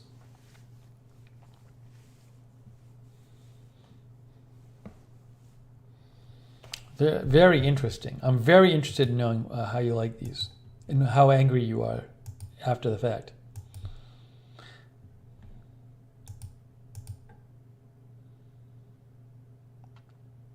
Sonic says the one he ordered was $20 from my Amazon for whatever reason, local distribution, I guess.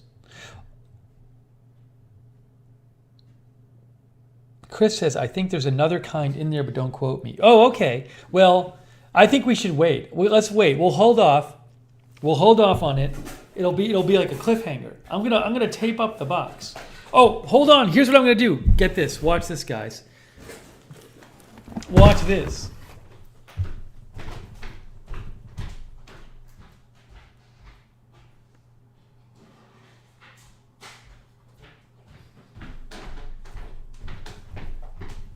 Anytime I get a chance to use it, anytime I get a chance to use this baby. Time for the tape gun.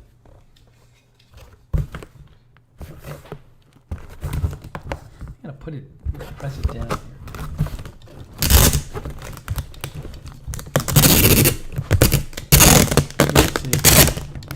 I messed it up. I'll just start. I messed everything up. Look what I did.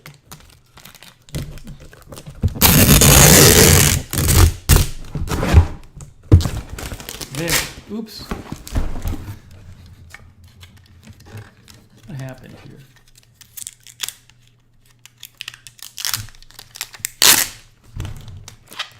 I saw the guy at the UPS store use one of these, and all he was doing is just taking the tape from here and then ripping the tape off and putting the tape on by hand. But that's fine. It keeps the tape handy. It keeps it handy.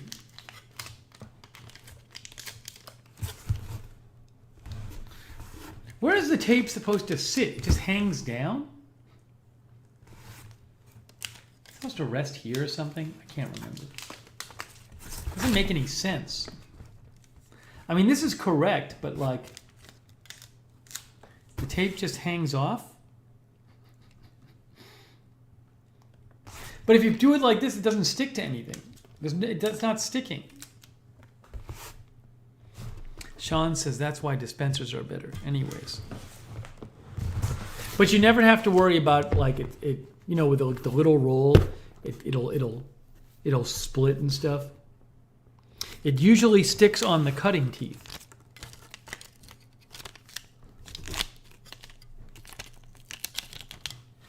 Oh, it stuck on the cutting teeth. Oh, no, it didn't. Well, next time. Usually sticks to blade.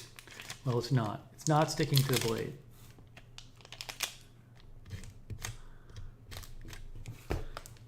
Oh, there it is. It's sticking to the blade now. All right, so we got Chris's. I'm going to put Chris's box over here. That was so fun. And I got to use my tape gun from Uline. The big advantage is that, again, when I just used to use the roll by hand, you'd always be like, you'd forget where the start of it was, and you'd have to use your fingernails to get the tape loose, and then it would rip in two when you did that. So the tape is always just available now.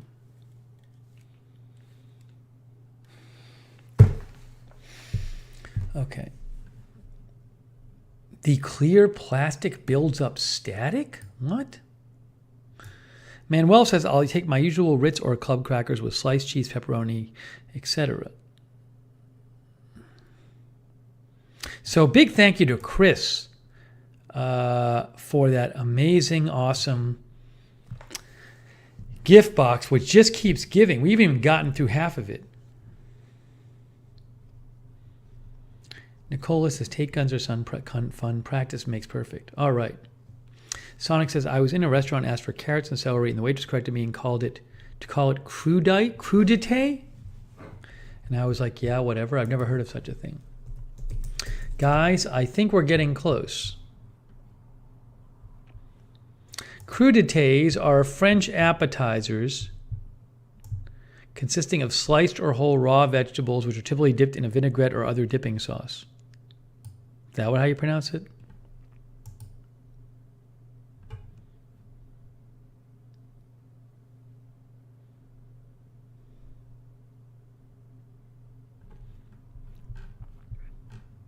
That box is fantastic that Chris sent.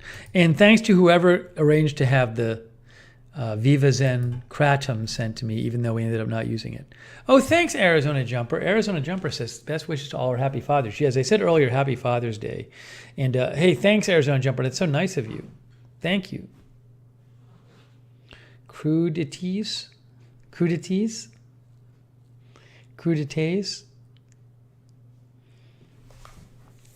So, well, we did a stream. I didn't get to the grocery tonight. I didn't get the grocery because I told you I wanted to do the stream instead. So I got to get to the grocery tomorrow. I got to go tomorrow. It's going to be a huge crisis if I don't get there tomorrow. I got enough stuff for another day. The toilet seat is great. The toilet seat is fantastic. Thanks for asking. Toilet seat is fantastic. It's working awesome. So I really appreciate you joining me here tonight for this live stream.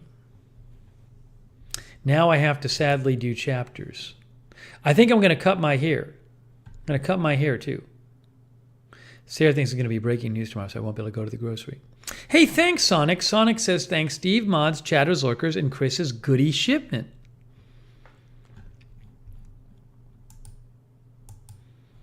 Thank you, Sonic. What a bunch of goodies that Chris sent. Chris, you should start a company called Chris's Goodies. Just send out goodies.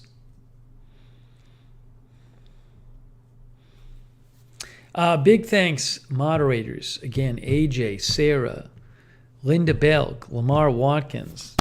Did Ruben Urban come by? I can't remember. I can't remember if he did or didn't. I feel like maybe I saw him once, but I might be wrong.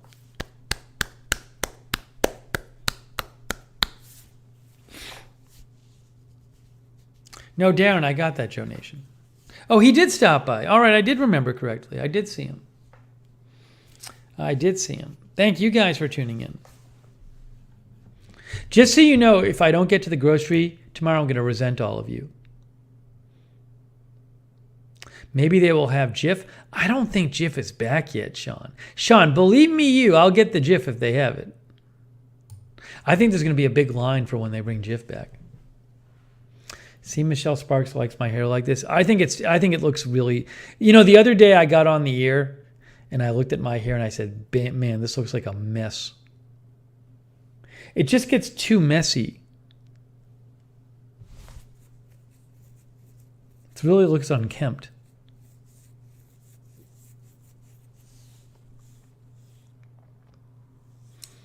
Keith says you'll have to get black market Jif.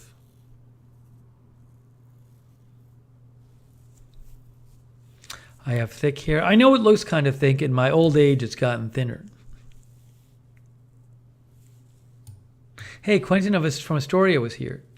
Sean says going for the Einstein look. Exactly. Marzell was here. Thank you, Marzell, for watching. Ursula Anderson. Scott Bixler, Virgo, Cat Lacey, Karen. Shirley Hoyt was here. C. Michelle Sparks. Cindy Jones, Chris Lund. Darren Markley, do your duty, RN. Jackie Morgan, Marzell. Cindy Jones, Paula Faust, Beezy, Joey Chaz, Sid Vicious, The Chow, Brian R.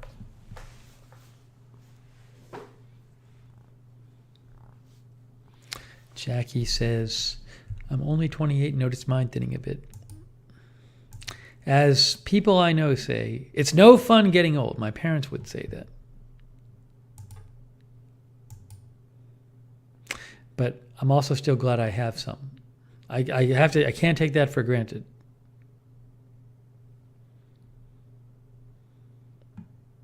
Leon Reuter, thanks for watching. Paula Faust, I hope you feel better, Paula.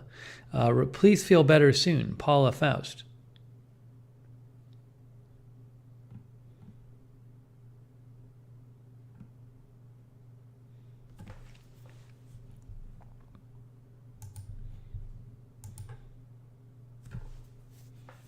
Callie Voltaire, thanks for watching. I'll be keeping an eye on the crypto stuff. If there's big crypto news, I'll be on the air to report it. Jesse. Oh, yes, Lookner channel. Thanks, Jesse, for watching. Lookner channel on Twitter. Don't forget, Lookner channel on Twitter. Boy, the FedEx logo thing, that was crazy.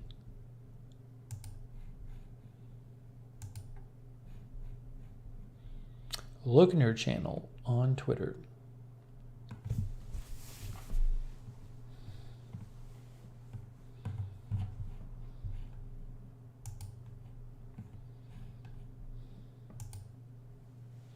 Bonus content. Exactly, Cindy. Crop Duster, thanks for watching.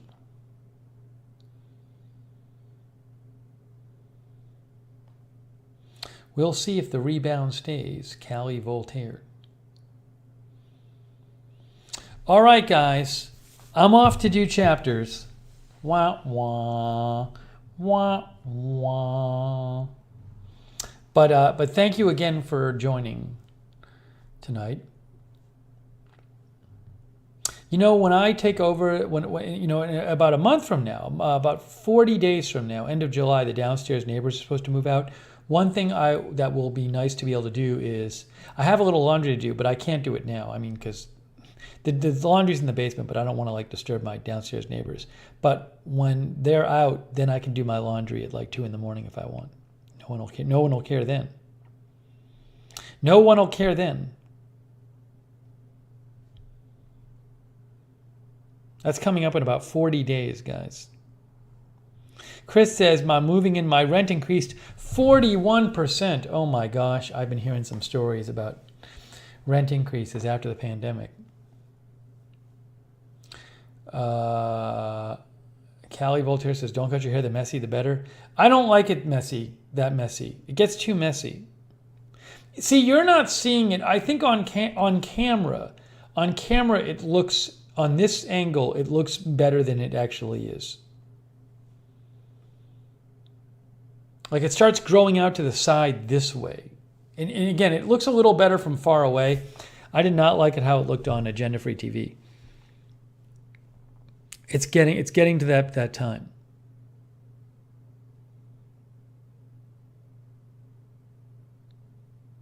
It's not even like kept up now. It's just a giant mess.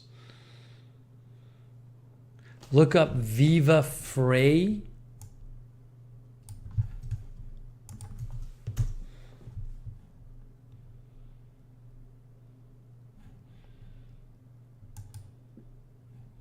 David Freiheit, who's a YouTuber, Viva Frey.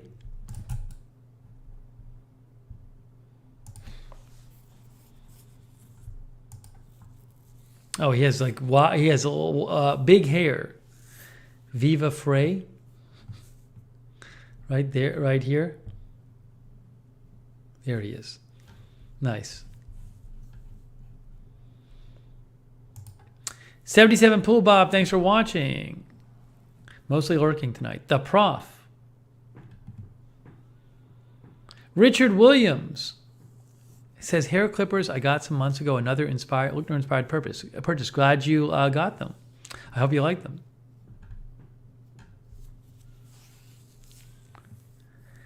Goes with the hippie chips. Your hair goes with the hippie chips. All right, guys, it's time. It's getting to be time.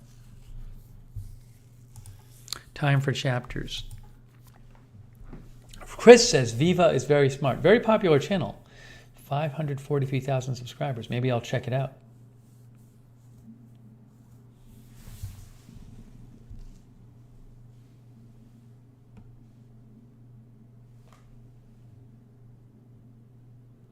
Key says, I was originally supposed to split rent costs with my now ex who pays nothing and won't leave. Oh my gosh.